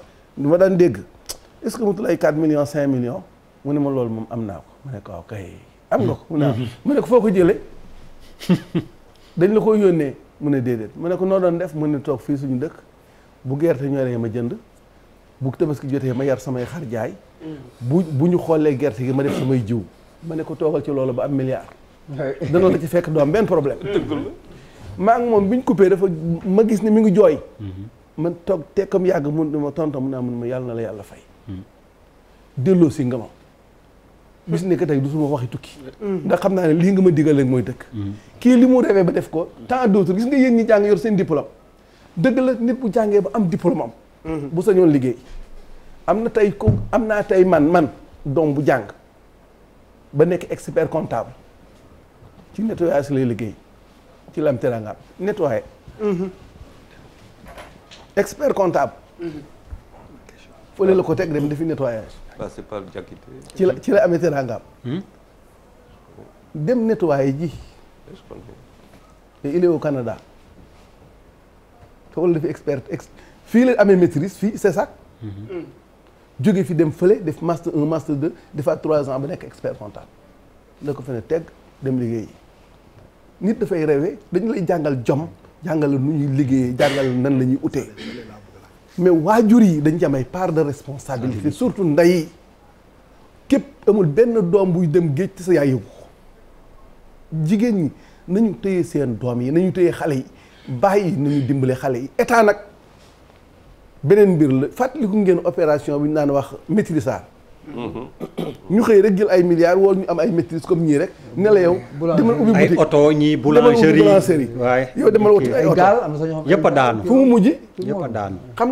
nga lu tax dañoo wàcc yoon bi dañoo war na fekk ki am boulangerie ñu ne ko yow boulangerie bii nga yor buñ ko moderniser woon dina baax mu ne waaw mu ne waaw léegi noo ko def ma ne man Moustapha Lo Sandaga rek informel la xaw ma dara ma ne waa léegi dañ ko bëgg xëy ñu yaatal ko benn boulangerie nga am yaa ngi koy seere bu ñu ko defee juróomi boulangerie da nga ko mën a seere mu waaw may la fukki nit ñi damaa bëgg nga bokk ak ñoom yow nag comme yaa yori métier bi ñoom dañuy liggéey rek waaye kii comptable la kii moom dafa xam loi xam na fu ñu jaar kii dafa xam ressource humaine nu mu koy seeree loolu la jàng ñu ko accompagner la nag yow waaye alal ji moom yaa koy seere yow yaay seere yaay wax nu ñuy defee du yàq alal la mukk kooku bi nga fi dégg ñu sensé car rapide yi joxe ay tata da nga fay dégg benn transporteur bu ne sama alal yàqu na sensé nañ ko ñi ngi liggéey ñi ngi fay ñi ngi gën a continuer di moderniser barki dee mu gis nga ay 7 places yu doon daw Dakar nangam ñi ngi commencé di ko sensé ñuñ ko jox du chauffeur si ku ci doon xëy di ci gont nit ku ne lam jàng métier pratique ko loolu la man li ñu mën a def nag mooy encourager xale yi ñu rêvé boole leen aussi ñoo xam ne tekki nañ ñu jàppale leen beneen bi ci des mbay xam nga boo xoolee mbay bayee gerte rek boo paree rek boo dajalee soo bàccee rek li ñuy wax farmanku amatoo loolu da nga tëdd ci pénc ma di bëloot ak ataaya il faut ñu arrêter loolu boo bayetee gerte ba gerte gi ñor nga bàcc ko doo ko jël jaay da nga ko war a transformer ça te prend du moins 1 à 2 mois supplémentaires de travail transformation boobu nga def noonu ci biir dëkk bi noonu dafa am benn valeur ajoutée bu mu indi ci produit bi nga yor da nga koy jaay day gën a baax da ngay jaay raakal bi jaay ngooñ bi jaay xolitu gerte yi kon yaa ngi doon bëgg xëy na 3 mois léegi am nga 5 mois de travail képp kuy bay mën na sàmm à côté ci li mu doon def noonu buy transformer jaay loolu du yàqal Sonacos dara da koy gën a defaral parce que Sonacos day dikk jënd huile brute bi moom raffiné ko parce que moom moo toll ci capacité boobu mais que nekkoon ca àll ba di bay amul lu ñetti bërigo moom mën na koo bay mën na koo bàcc mën na ko segal mën na jël rakkal ji jaay lu mel noonu la ñuy accompagner nit ñi ba xale yi am gis naa ren nag état def na effort bu mag ci njëgu gerte bi mu ko jëndee juróom fukki dërëm waaye gis nga am na ñu koy jënd juróom benn fukk kon ba dafa mel ne ba léegi njëg gi des na waaw des na comme ba léegi njëg gi des na waaye ba léegi rek effort la wuti naag bu ñu koy jënd fanweer def na effort mais effort yooyu yëpp damay nekk Ross Béthio ma gis ay xale yu sor ay tuba yu gàtt benn xale ne ma gis nga booy bële mu naa mu milliardaire la de ma ne ko ah bon mun ma xamuloo usine sànga mu naa mu ne moo ko moom ma ne ko xale bële mu ne waaw ma ne ko kii bëgg na maa waxtaan ak moom looy def yow fexe ba gis aborder ko man dama am industrie dama bëggoon di nga may jaay padi mu ne ma yow tonton padi du ma ko jaay padi daa mun ma su ma xasee ba jënd du ma ko jaay ma ne ko waaw nan ngay def mu ne ma lu ma am rek baykat yi dañuy am jafe-jafe pour am engrais buñ tolloo ci engrais da nga laa di yóbbu engrais buñ amee tolloo ci jiwu ma jox leen jiw dimbali leen ci engrais bu ñuy góob ma indi ngóobaan dikk taxaw bu ma góobee li ma leen lebal lépp laay jëkk fayee ko pare man ñu fay ma sama ngóobaan boole ci te loolu lu ci nekk dama ciy am bénéfice ma wëlbati ko dem ci sama usine bàcc ceeb bi jaay ko amaat ci bénéfice ci loolu donc laa sax ba génn ci est-ce que xamuloo ne 7 hectares ceeb rek benn xale bu koy bay bu nekk mën nga ciy dund tout am problème maa ngi ko doon wax sànq ci étude bu ma def ci affaire bay ceeb est-ce que xam nga ni mbayum ceeb boo doon bay 10 hectares ceeb ñeent nit mën nañ ci liggéey ñeent nit ñu ciy liggéey nga leen di jox 50 000 parce que da ngaa ne ci digg mbay mi bu mbay mi jeexee ñeenti weer yi ñuy bay noonu li ciy génnee ku ci nekk sa salaire mën na ma 240 000 bu ko calculer de ça c'est important ci ku ne ci àll ba ku munta am dara. waaw fii 240 000. 240 000 c'est pas mal. c'est de ça quelque chose. ah oui. ci mbayu ceeb loolu mën na ci am. noonu la mën a amee ci ñebbe noonu la mën a amee ci dugub. xale yi man de li ma wax toujours mooy lenn mooy nan gëm dëkk bi te xam ne mbir mi fii la nekk. amul Europe amul feneen benn xale bu ma ne ko est-ce que xam nga soo demee Espagne ci tool yi ngay bay mu naa ma ne ko bayal sa toolu bopp. bayal sa toolu bopp. mooy ful la de. bayalal sa bopp. amal sa bopp état itam nag. il faut voilà loolu laa bëgg wax foog état moo tax nag ci la ñuy demee ci Ansoumana. Ansoumana dégg nga vraiment dañuy tënk kii récrimination yi bëri na mais li ministère de la jeunesse nga fi ñëwal xëy na tamit li ñu këtt ci ministère de la jeunesse emploi ay jamono néewal na seen doole wala intervention bu ngeen ci mën a am wala loo xam ni mën ngeen ko ci indi mais comme yaa fi toogal nguur gi nga jéem ñu indil rek quelques solutions. lan ngeen fas yéene def vraiment pour mbëkk mi donte xam nañ ni yoru leen emploi jeunesse mooy seen cër ñu gën leen dooleel ngeen bañ fi nekk tamit pour vacances citoyennes rek noonu laay sànne xeer ministère vacances citoyennes lañ leen jàppee bismillah. waaw Der maa ngi rafetlu jotaay di rafetlu intervention yi fi waa plateau bi yëpp def muy rejoindre fondamentalement benn vision. Vision boobu moom sax décliné na ko ci ay argumentaire am mooy dañu nekk ci benn dëkk boo xam ne tout est à faire war nañ fi am tali war nañ fi am aéroport war nañ fi am train en tout cas tout est à construire mais booy construire dëkk da nga koy construire avec des bras valides mais avec aussi une expertise quoique locale mais une expertise mooy des jeunes bien formés. te ñun ñëpp xamoon nañ ni ki l'écosystème de l'éducation et de la formation ne répondait pas immédiatement aux besoins du marché.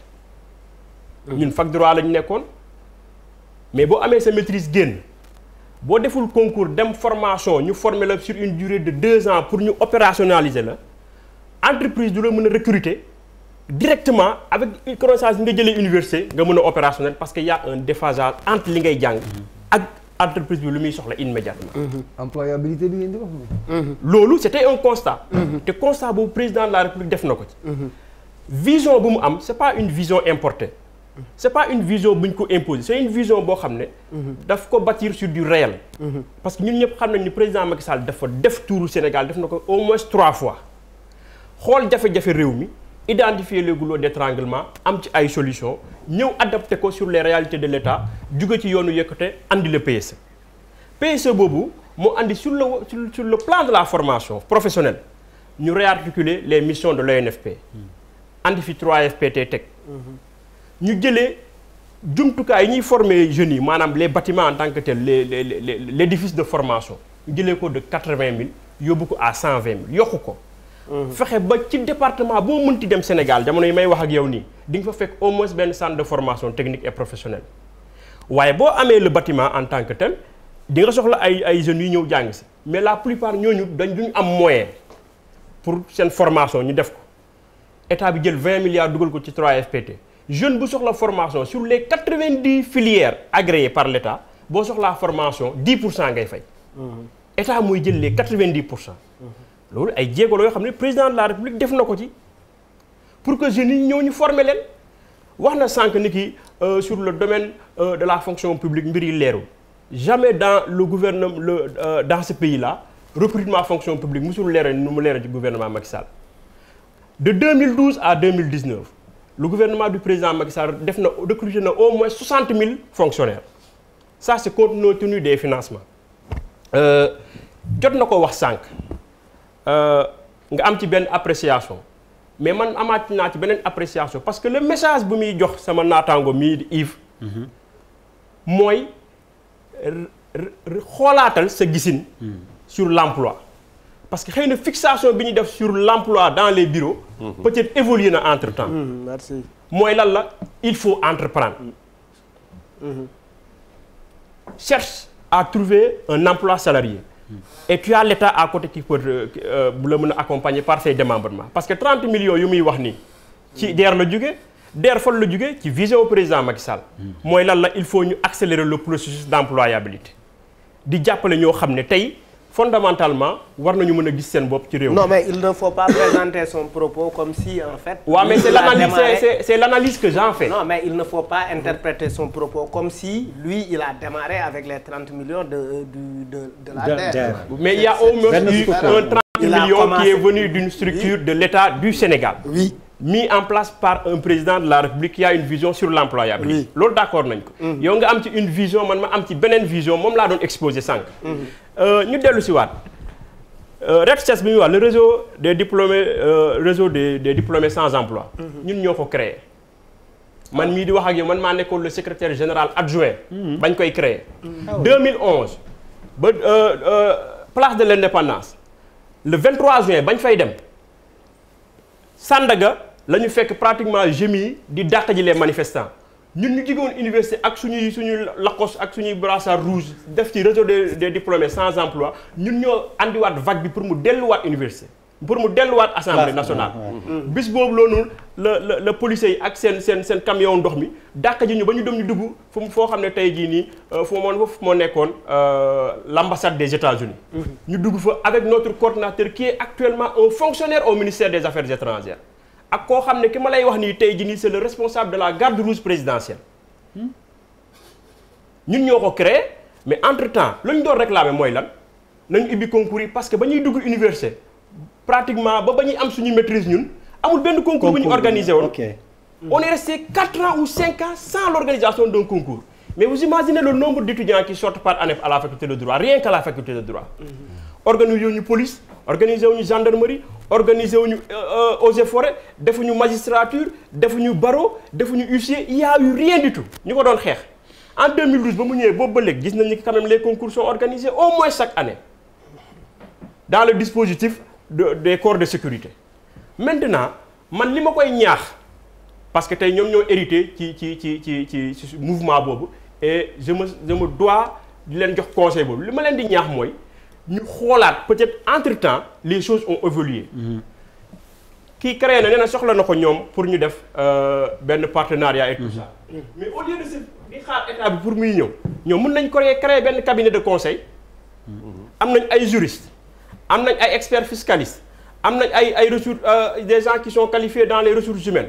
ñu créer benn cabinet de conseil sur la question des fiscalités yéen seen état financier ñoom mën nañ ci def une convention boo xam ne ñoom nañ ci liggéey. peut-être maintenant pour démarrer dañu am problème parce que il faut créer la structure en tant que telle. Même pour la création de structure.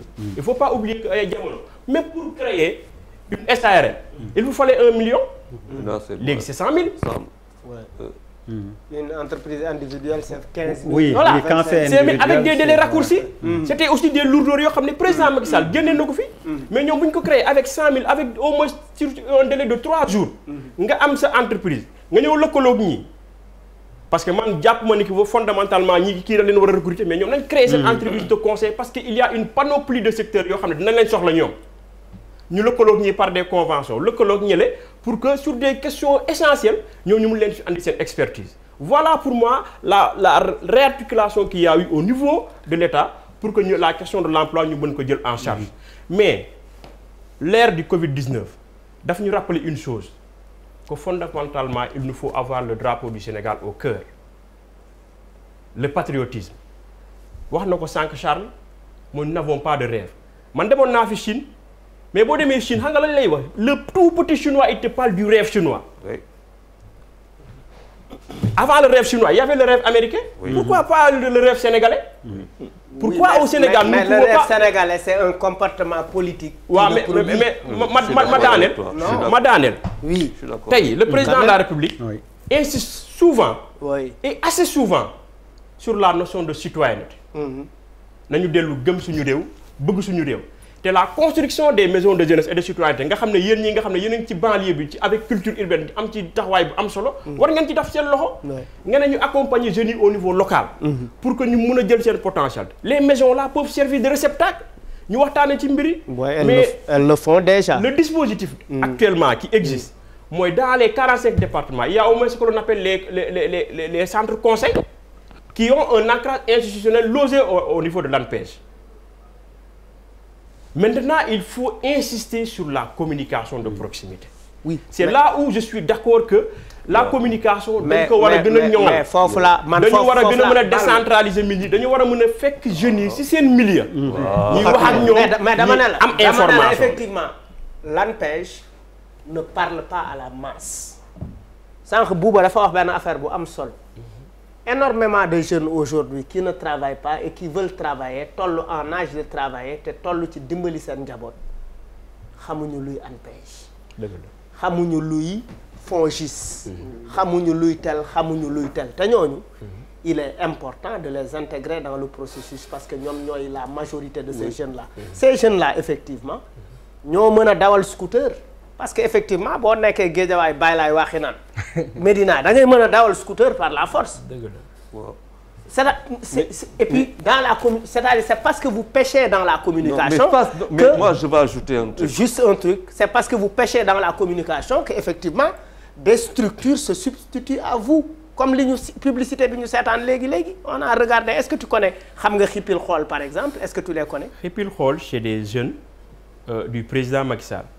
qui aujourd'hui s'inscrivent dans une dynamique di gën a fësal li Macky Sall def. La communication comme ni ma ko waxee sànq. mais si vous permettez quoi moi c'est-à-dire la communication c'est vrai que am na solo mais man là où je trouve que am ngeen peut-être problème c'est le leadership. C'est-à-dire lui c'est un leader boo ko déggee tu sais que c'est un leader. À la différence de Yves qui du point de vue du leadership souffre. C'est ça qui est, c'est-à-dire toute la... Non, je le dis, c'est-à-dire c'est un constat qui est frappant. Vous êtes de la même génération, je vous regarde comme mes deux enfants, quoi. Et je vous dis la vérité. Quand je l'écoute, c'est un leadership. Quand je t'écoute, tu es sur la revendication. Qu'est-ce que tu fais pour que ça change? C'est quoi tes parts de conquête? Mais... Voilà. Ça veut dire que tey, problème bi pour man, que j'ai avec vous, c'est comment se fait-il qu'on n'ait pas créé les termes de leadership chez nos enfants? Chez nos... Parce que kooku état moo ko yor. C'est d'abord dans les écoles. C'est l'université, c'est au lycée, c'est à l'université de Dakar. Lui, il a fallu peut-être que mu dem ba France pour qu'il mu jàngonte ak benn type de leadership qui lui était inconnu jusqu'à son départ en France. Et ça, c'est un côté psychologique boo xamante ne ñun duñ ko wax. Même du point de vue sociologique duñ ko wax. Faut faire attention. Je pense que c'est de ce point de vue-là que Malal fu muy ne c'est-à-dire on fait une application des choses dañ koy ñëw teg mais xooluñu suñuy doom yi lan lañ ci def ci ñoom. lan lañu dugal ci ñoom ba ñoom ñu mun a taxaw nekk les leaders là. Je pense que c'est peut-être là Sané qu'il y a un petit problème. Bon man am na lu ma bëggoon. Mais il n'est pas d'accord avec moi, il faut lui laisser. Oui, si je peux conclure là. Je ne sais pas si je peux conclure. Oui, il a beaucoup écouté. On est d'accord. Rapidement ñu conclure. Donc je disais sur la communication. Mais nous tous admettons que la communication c'est une dynamique. Ça évolue en fonction des besoins, ça évolue en fonction des contraintes yi nga am par rapport au message yi nga délivrer nga sentir ni ki xëy na masse bi nga soxla woon pour toucher ko masse boobu toucher woo ko mais damay jeexal rek pour lancer waat encore un message aux jeunes du Sénégal. En passant par lui parce que c'est mon jeune frère ñun ñoo ko jiitu fac droit ñoom ñoo topp si ñun. te ba léegi on garde les messages les relations les plus cordiales possibles. Au moment où ñu leen di gëmloo ni ki en France il y a beaucoup de travail trimestre bii ñu jóge 2020 bi la France ñu ngi frôler les 4,4 millions de chômeurs. Au moment yi ñu jàpp ni États-Unis fa la mbir mi nekk États-Unis c'est un record historique. Ils sont à 16,7% de chômage. te lu ko andi mooy contexte Covid-19. Mais c'est en ce même moment-là qu'on a ici au Sénégal un président de la République qui nous parle de 115 000 emplois à créer par les agropoles sud, qui nous parle de proportionnellement toutes choses étant égales par à 115 000 emplois qui vont être créés par les agropoles du centre. C'est en ce moment-là qu'on nous parle des 100 000 logements. Les 100 000 logements-là, ñun ñëpp xam nañu si le BTP marche, tout marche. Parce que manœuvre bi dina ci gis boppam kuy jaay fer dina ci gis boppam kuy caroleur bi dina ci gis boppam entrepreneur bi dina ci gis boppam ak keneen dina ci gis boppam. C'est des programmes éminemment sociaux mais nous savons que aussi l'emploi a une fonction sociale. Donc loolu laa leen di waxal ni ki les conditions sont réunis pour que ñu gis seen bopp au Sénégal man gëwuma tey wax Perlo wax na la ko ni ki il y aura du 50-50 il y a du 100% au Sénégal parce que boo demee ba def constat bi ni en Europe tout a été fait et que au Sénégal tout reste à faire donc il y a l'argument idoine pour rester au Sénégal parce que tu dois participer à la construction de ce pays-là te loolu le président de la République yàgg wax nañu gëm suñu bopp le président de la République dugal ci si loo xam ne le concept de la citoyenneté nañu gëm suñu drapeau gëm suñu réew man foofu laa bëggoon terminer. en tout cas moom j'ai l'impression que c'est nu mu tudd grand bi nekk APR mooy wax. Seydou Gueye. waaw Seydou Gueye il est yow moom xanaa dañu lay. Ansou Sané la tudd politique rek bàyyi leen Ansou Sané. il n'a rien à voir man lu ma jaaxal rek mooy c'est des hommes de gauche qui sont chez les libéraux. parce que da nga je suis vraiment désolé on va être obligé de. il faut donner waaw pour ku nekkoon secrétaire général adjoint. c'est entre boobu ak léegi. kii tellement décalé entre li ngay wax ak li muy wax. j'ai l'impression que tous les problèmes sont réglés. d'ailleurs bu ma dagg dama ko ne li muy wax ni. ancien secrétaire général ci mouvement. waaw c'est tellement décalé que j'ai l'impression que depuis boobu ak léegi tout est réglé. léegi nag doy na waar de xaw ma foo jaar. léegi nag mi ngi ci donc waaw solution yi rek nga gis. politique il en a fait l'héritier de la revendication. politique te loolu moom moo. dans politique ça veut dire. moo tax man Yves mooy président bi fu mu ne nii. waaw coordonnateur depuis combien de temps. Ça fait moins de 2 ans. waaw parce que pour man. del politique. non pour man 1 an et demi quelque chose comme ça. pour man coordonnateur bi yéen bu ma leen doon suggérer mooy que warul def at. parce que être coordonnateur de ça. waaw 2 ans c'est beaucoup. c'est beaucoup parce que pour man. wax naa sànq dama wax sànq mbirum état d'esprit. ban façon nit la ñu war a am. boo xam ne quel que soit le diplôme boo am da nga am pour génn ci guuta go bàyyi sa loxo bi nga ma yëkkati. karaté ko dinaa ko yëkkati waat ko te soo moytul sa kanam la jëm. non damay résumé ñaari baat laa wax. bàyyi ko mu wax ñaari baat laa wax bàyyiwuma ko mu wax. bàyyiwuma ko mu wax à chaque fois que Bouba parle tu le coupes. moo ëppale li mu wax. pourtant moo ko bàyyi mu wax parce que moo fi ëppale li mu wax. coupé Bouba rek. non gars yi ñoo koy ne le couper tu le fais exprès. mais Charles je ne te reconnais plus. tu coupes Bouba tu le fais. tu ne voulais plus de la présidence. tu coupes Bouba non. mais apparemment tu as nguur dafa neex la gis nga. maa waxoon waxee. maa ngi ci yow. waaye yow xoolal non man dama bëgg waaye dafa ni fas yéene tul woon président day am fit ma ne maa waxoon waxee Charles pour président kenn du la tuddee si fas yéene te woon nekk président mais dafa mel ni. fas yéene wu ma waxee noonu. waaw kon jeex na nañ déglu ko. voilà donc parce que benn moment aussi si lan lay renvoyer mooy que secrétaire général de quelque chose il faut rapidement passer à autre chose. c'est-à-dire que le jour où tu vas trouver du boulot da nga fay toog wala da nga fay des parce que pour man li war a jiite seen mbir mi dëggantaan ku am liggéey la war a doon c'est très important.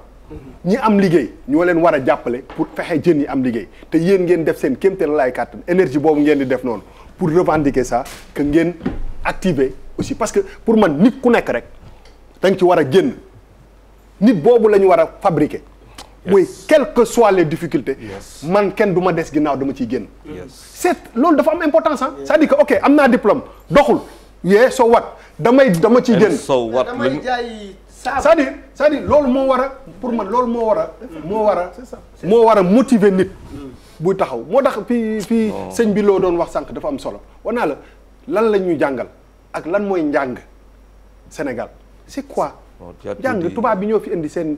école yi rek non amoon na fi sax c'est-à-dire que c'est quoi jàng on est tellement décalé ni ñuy xoolee ku jàng xaaral rek ni ñuy xoolee ku jàng ak ni ñuy xoolee ku jàngul sax bokkul ci suñu société yi njàng mooy lan déggoo man la réew état d'esprit moom mooy que man dama ciy génn man de fas yéene naa fii ba may kii ba ma nekkee xale ba léegi damay jéem a liggéey je sais que tëdduma sama kër di nelaw damay liggéey man 10 ans mi ngi ni aw ma congé c'est pas dama yor ay milliards mais damay liggéey parce que bëgguma sam benn morom yëpp ma loolu moom nit boobu la ñu war a fabriquer te nit boobu boo koy fabriquer doo ko fabriquer c'est pas yor ay big ak feuille toog réviser benn leçon tiir ko nga foog ni yow li nga waroon def ci àddina def naa ko léegi maintenant dama war a liggéey non on doit créer des gens yoo xam ne ñi ëpp alal ci àddina bi tey seen njàng sorewul benn mais état d'esprit mooy yore réew te réew mi dafa war a nekk ay nit yoo xam ne dañu ne man dama ci génn damay wax tout le temps que saa yi ñuy waxee affaire immigration clandestine moo wax benn affaire bu am solo et je pense que loolu moo ci ëpp solo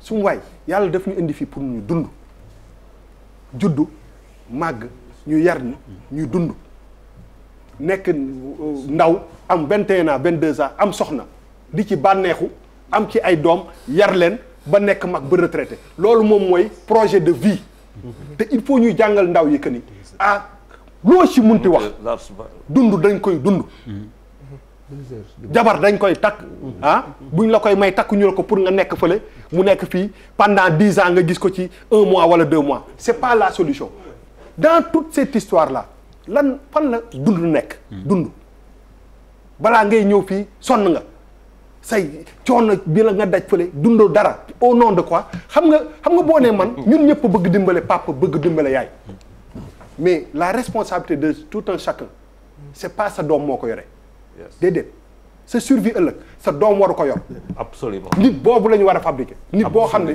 bu ko yàlla mayee mu nekk adulte ba muy dugg biir suuf mu fexe liggéey ba lu mu dundee ko ba doomam aussi bu koy xool mu bañ ne sama baay bi moom ma war a dundal war na ma dundal ba ma demee école su ma demee école dama war a dundal sama bopp il faut que tout ñun ñëpp ku nekk jàng noo ci mën a génne te loolu moom mooy état d'esprit il faut que ñu tabax ay nit ay peuple yoo xam ne nit ñi loolu la ñuy réfléchir c'est-à-dire que xoolal kii boobu union boobu xam nga ñun dañu nekk ci réewu jullit réewu catholique réewu kii mais ñun ñëpp benn lañ ci li mu wax nii sànq mais dafa am dara lu am solo mooy que nan la ñuy xoolee waajur nan la ñuy xoolee doom lan mooy suñu rapport chacun doit être responsable aussi de sa bopp avant tout nga bëgg sa bopp bëgg ndey bëgg baay bëgg kii mais aussi nga bëgg sa bopp parce que nit da ngay dund ba 60 ans da ngay fii laay daanele da ngay am papa mu am ñetti doom ñetti jabar déema ne da ngay am papa mu am ñaari jabar ñetti jabar ñeenti jabar 20 doom dund na dundam ba mu jeex yow nga am 20 ans war a dund sa dund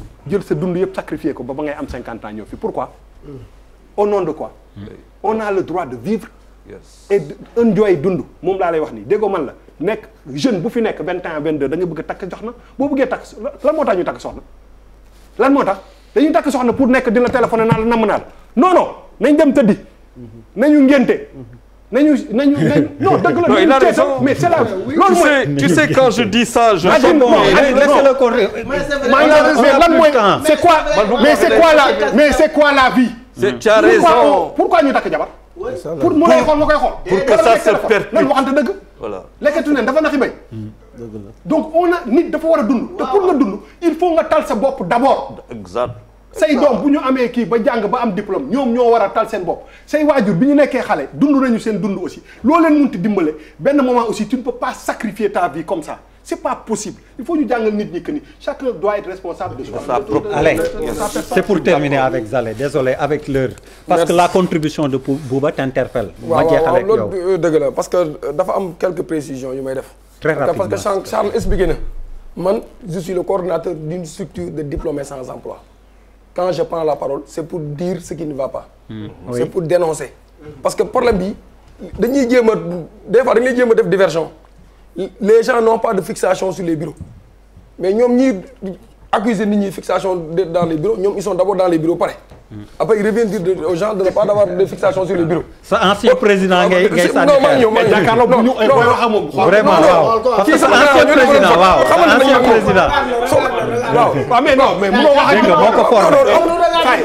dafa ndànk rek dafa ndànk kii sama grand la ñoo nekk université bokk na ci ñi ma formé kon su dama koy wax yàgg nañu am ay divergence lii la ñu am divergence kon qui veut dire c'est pas de nouveau c'est un débat d'idées c'est pas grave non moom il représente l'état du Sénégal c'est pas grave au débat léegi leneen beneen problème am na muy moom Maguette wax na ko sànq ñun wax na yàgg nañ ko wax dañuy xëy ne auto emploi entrepreneuriat wax naa kii doo entreprendre y a des gens yoo xam ne tey soo leen mayee doole tey dina jël benn Yves dina jël benn Moodu ñoo am fa expérience 1 an 2 ans 3 ans ñu ma defal seen bopp nee nañ leen mécanisme dañuy distribuer financement yi c'est pas bon war ngeen may nit ñi ñu am possibilité expérience mais système éducatif à l'université est-ce que mettre nañ disposition yu la permettre par exemple sooy jàng nga am automatiquement possibilité de faire un stage c'est un problème qui ne se règle pas le problème des professions libérales wax nañ ko fi c'est des professions qui dépendent pas de l'État du Sénégal avocat dépend du État du Sénégal notaire dépend du État du Sénégal l'État du Sénégal ne paie rien et pourtant ça crée de l'emploi parce que soo ubbee tes cabinets tu as besoin d'un personnel donc tu veux dire que bëri na loo xam ne mais le principal responsable c'est l'État du Sénégal parce que l'État du Sénégal ne met pas de pression pour qu'on organise le concours si l'État du Sénégal ne met pas de pression pour que mu y ait transparence dans les financements ñun on a déposé la DER 9 projets du regroupement diplômés sans emploi benn ci ñoom financé wuñ ko. te ñun on a un projet boo xam ne ni ça peut aider l'État du Sénégal ci problème état civil xale yi. te mën nañ ko installer partout au Sénégal. mais quand tu appelles on te décroche pas. ça ne 9 projets financés wu leen tamit c'est beaucoup quand même. soo déposé demande d'audience. zéro may maagale soo déposé demande d'audience duñu la faale. des fois à la limite sax on te traite d'opposant. ñenn ñi dañ lay wax carrément dañ lay woo wala par personne interposée ñu ne la non yow dañ ñoo contre dugg na fi da nga contre président ñun président mën nañ koo xeexal jógee université xeex ba assemblée nationale taxaw foofu noonu moom mu ngi foon man maa ngi foon ñoo àndoon ñoo jógee université génn université jalonné ba finalement tout revient à la politique. mais attends foofu ngeen juumee li tax ngeen juum foofu c'est-à-dire may ma àggale malal may ma àggale ça va être la République. waaw bàyyi ko mu tëj non soo gis non waxuma dama la ne. pour le président là. oui bi nga xam ne on a défini les conditions yi ko permettre mën a doon président. war na gëstu ces jeunes là parce que ces jeunes là c'est les Sénégalais. ba nga xam ne ñun dañoo judd ñu dugal ñu école kenn ñu dugal sa bopp école dañoo dugal école man mii bàyyi woon naa daanaka jàng. nekkoon Mbàkke dugg ci marché yi di jaay ak yooyu sama papa du ci dal mu jëlee ma Koli Mbàkke yóbbu ma Nioro maa ngi ñaanal yàlla sama nijaay bi ma récupéré moom ci moom laa nekk ba am bac inspecteur Faye gaañu na yaa 4 mois de cela maa ngi ñaanal yàlla suuf oref suuf mais pourtant kooku li mu daj ci man lépp lekku ci 1 franc xëyuma sax mën jël 1000 francs coonam wàcc ak keneen kon qui veut dire que la situation elle est globale état da ci am responsable doxo ndax parce que am na loo xam état mooy seetaan profession libérale suñu fi nekkee jeunes yi bëgg ci dugg lobby yi bañ état di ko seetaan fonction publique du ko nangu mais xam nañ gars yi lu ñu fay dugal parce que ñun ak ñoom ñoo nekk ñoo jàngandoo yow mënoo jàngandoo nit ki raw la njëkk laa am maîtrise yow àggoo maîtrise mu koy ànd ak nit di politique pendant 1 an 2 ans ñu ñëw recruter ko après on va te faire croire que yow vous ne faites rien wala yéen jéemu leen dara. Sané en 1 minute yow je vais conclure avec toi. ci wàllu je vais apporter en 1 minute s'il te plaît. oui mais je vais apporter un certain nombre de réponses. D'abord sur l'opérationnalité bu muy wax maanaam booy jàng ci formation bi l'État mettre un dispositif pour que ngay apprendre en même temps pour que boo génnee immédiatement nga opérationnel. Le dispositif de correction qui a été mis mooy la convention État-employeur. Qu'est-ce qu'il est devenu? Convention État-employeur am na maanaam jeunes yi instant yi ngay jàng da ngay nekkal en même temps en stage boo xam ne c'est même rémunéré sous forme de pécule pour assurer ce transport pour que boo génnee nga cumuler les deux d'ailleurs le stage bi ngay def ci entreprise bi dafay bokk sur ton évaluation loolu état andi na ko pour aussi apporter des correctifs maintenant man je suis convaincu que c'est pas un Yves opposant c'est pas un Yves activiste qui parle c'est un Yves citoyen sénégalais qui a des préoccupations et ces préoccupations là peuvent être réglées dans des structures de l'État et je suis convaincu sur les 9 projets là certainement il y a un projet boo xam ne dinañ ko mën a financer parce que je ne comprends pas pourquoi lu war a mën a financer un start-up à côté alors que certainement bu amee un projet maintenant ce qu'il faut appeler mooy qu'il y ait une discussion pour structurer le projet peut-être il y a une différence entre ñoom la cible bu ñuy am ak ñoom peut-être le secteur bu ñu ciblé c'est des éventualités yu mën a am mais pour terminer en parlant de migration parce que ñu ngi wax migration mais bu ñu xoolee la politique du président nga may ma daanelee foofu bu ñu xoolee la politique du président nga xam ne sa volonté déjà c'est d'empêcher même la migration intérieure au Sénégal les Prodac lan moo ko andi mooy lan la toog leen seen gox ñu andil leen. non n'en parle pas. non maintenant il y a un trou de 29 milliards. Il y a pas de trou de 29 milliards. Il y a une création d'un trou de 29 milliards qui se justifie pas et que personne n'apporte la preuve loolu aussi ma wax ko fi boo def jeune bi jógee Tamba. mais derrière Tamba Kédougou. il y a un DAC là-bas. à Sédhiou derrière Ziguinchor. il y a un DAC là-bas. à Keur Massar il y a un DAC et même ici à Dakar il y a un DAC. xam na ci dag yi bu baax parce que joxoon approché woon nañ leen pour ñu def ci un concept pour yee jeunes yi ni ki c'est dans l'agriculture qu'il y a un métier d'avenir alors kii laa bëgg kii la mii nii approché na mais non yow laa bëgg jeexalee sëñ Moustapha non s'il vous plaît ak ñeneen approché nañ malal depuis terre bi dootul et s'il vous communication ma ñëw de non sëñ Lo ñu déglu Moustapha Lo rek s'il vous plaît tàggoo dafa jeex depuis sànq jàppale leen ma s'il vous plaît malal déglul waaw ak fi ñu toll xale yi ñu wan leen lu tax ñu mën a rêver ñu wan leen ay exemple moom ci la bokk Maguette ñu sant nag boroom kër gi tey ki fi nekk tey jar nañ waxu mag ñi sax war nañoo rêver pour Youssou ñu dafa nekk exemple boo xam ne doom kese moom dong doy na exemple ci ku rêver fan nga mën a àgg tey fi ñu toog tey bu fekkoon ne ay diplôme moo koy créé du créé wu. dëgg la kon ñoo ngi koy sant moom. ci patriotisme am ci bëgg gu mu bëgg Sénégal ci bëgg gu mu bëgg réew mi jëm kanam. di ko ñaanal yàlla mu yàgg fi loolu te wér. di ko ñaanal yéen ñi nekkal aussi surtout Birane doomam. dama mas wax sama benn xarit ma ne ko sa baay bu fekkee dafa doon tëgg tama ba dee na nga tëgg tama kenn du la ci xas. kenn du la ci xas. Birane bu doon yoroon micro kenn du ko xas ci loolu. bu demee bu groupe bi mu mën a toll mu jiite ko di ko manager di ko doxal ni mu koy doxalee vraiment am na mérite moom itam. yàlla na ko yàlla jàppale. alors waaye yéen xale yi ni ngeen. kii en tant que groupe bi war nañ wane ni leen kii mooy Youssou Ndour lii la def fii la jaar. kii success story quoi. success story ak yow. ak yow ak kii fii la jaar lii la def. 1500 à Kaolack il faut le faire commencer foofu. nga dem Sénico ne Ablaye Dieng CCD lii fii la commencé lii la def benn table la yoroon ci marché unité 14. di jaay marché unité 14 table. mais Mamadou Mbène Diop Baye Laye. Mamadou Mbène Diop Baye Laye. Ahmed Amar benn cantine la yoroon. fii Sandaga ñoo dendoon. yow 1500 nga déparé. man 1500 laa déparé. papis bii nii papis bii nii. mbaaw la dëkkoon léegi milliardaire. Idi Thiam président wu Unacois. oui. bel foog jaay doon dagg di jaay. barki démb Covid bi lu ñu ko jox fii 9 milliards ñu ne du ko libéré. ndax libéré wu ko il a libéré à temps. bal foog jaay doon dagg di jaay ñu mel noonu ngeen di teg ci kanamu opinion bi ba ñu wax ni. xale yi xamee ñoom dem def na ñoom. il faut montrer ces loolu rek laa bëgg a wax. allez merci beaucoup Maguette. balaa may dama bëgg répondre Bouba mais je vais commencer par comme ñëw na ci Youssou Ndour parce que aussi man tey li ma gën a may visibilité bokk na Youssou Ndour bokk na ci. parce que bi muy def benn clip am Sëñ Fallou parce qu'il était resté longtemps sans chanter jël na sama benn scooter dawal ko. mais ñu bëri xamuñu histoire boobu nu mu demee. man maa doon dem di livrer këram muy dugg ci biir kër gi gis scooter bi man xaw ma ko de. mu taxaw xool ko ba si yàgg woo waa ji mu ñëw mu ne ko mais kan moom scooter ma ne ko maa ko moom mu ne ma suba dama am benn clip dama bëgg dawal scooter te fekk tout était déjà programmé. waa ji foo ne commencé kii mu ne ko non suba dama bëgg dawal scooter wax leen ak booy bi mu ñëw wax ma ko may leen non dama leen koy abal parce que je sais que visibilité bi ma ko mën a apporter mu ne ma non dama lay fay. te ñu bëri ñu ngi laam-laame parce que man tey boo defee concert je vends autant de tickets parce que ñu bëri foog nañ ne car rapide Youssou Ndour a ko bam waaw nga leeral tuuti. non du ma ko leeral parce que man bu ñu waxee ma toogee fu ñu ne toog Youssou Ndour a ko moom dama naan waaw parce que ça m'arrange c'est marketing. waaw c'est tout jël na sama scooter oui. tous les jours daf ma ko fay déjà il m'a offert la visibilité yes. ba pare il m'a payé tous les jours chaque jour scooter bu gaare ma pare defar facture ñu fay ma ne ko non jaru fay mu ne ma si damay fay parce que dama la war a jàppale pour nga dem. Il m'a payé chaque jour kon loolu je tenais vraiment à le remercier devant tous les Sénégalais.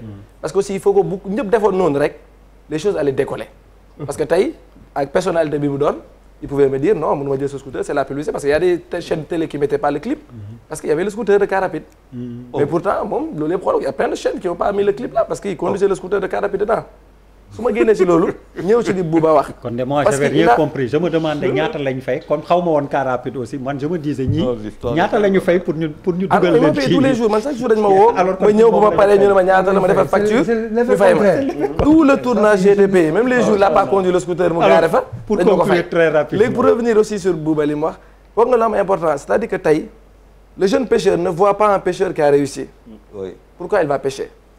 Le jeune entrepreneur man awma exemple bu ma jël ci entrepreneur tey ñu ma mën na xool mën naa xool moom wala ñi mais sama génération su may xool ñi ma maaseel wala ñi may nekk di liggéeyal si kan laa jël exemple pourquoi je vais me dire que je vais y arriver je n'ai vu personne y arriver mais man tey am na ñu bëri jël nañ exemple ci man am na boy livreur yu bëri la plupart je vais dire 80% sont passés chez moi des gens sont passés chez moi ils ont été recrutés par des entreprises et aujourd'hui on prend même mes salariés parce qu'ils voient le sérieux la formation qu'on leur met dessus mais loolu c'est une première loolu première partie réussite la noonu laa ko jàppee mais tant que li nga wax nii li nga mujjee teemale amul ñu bëri bu ñu amee yoon bàyyi nañ bàyyi parce que nit ki tam booy xool sa kanam il faut nga am foo gis mais boo xoolee gisoo dara da ngay jéem a xool li nga bàyyi parce que li nga bàyyi woon tamit je pense que am na sécurité loolu laa bëggoon leeral mais tant que ñun ñëpp jeunes yi amuñu ku ñu xool ce sera très difficile Maguette moo commencé kii bi waaye xoolal wax ji franco la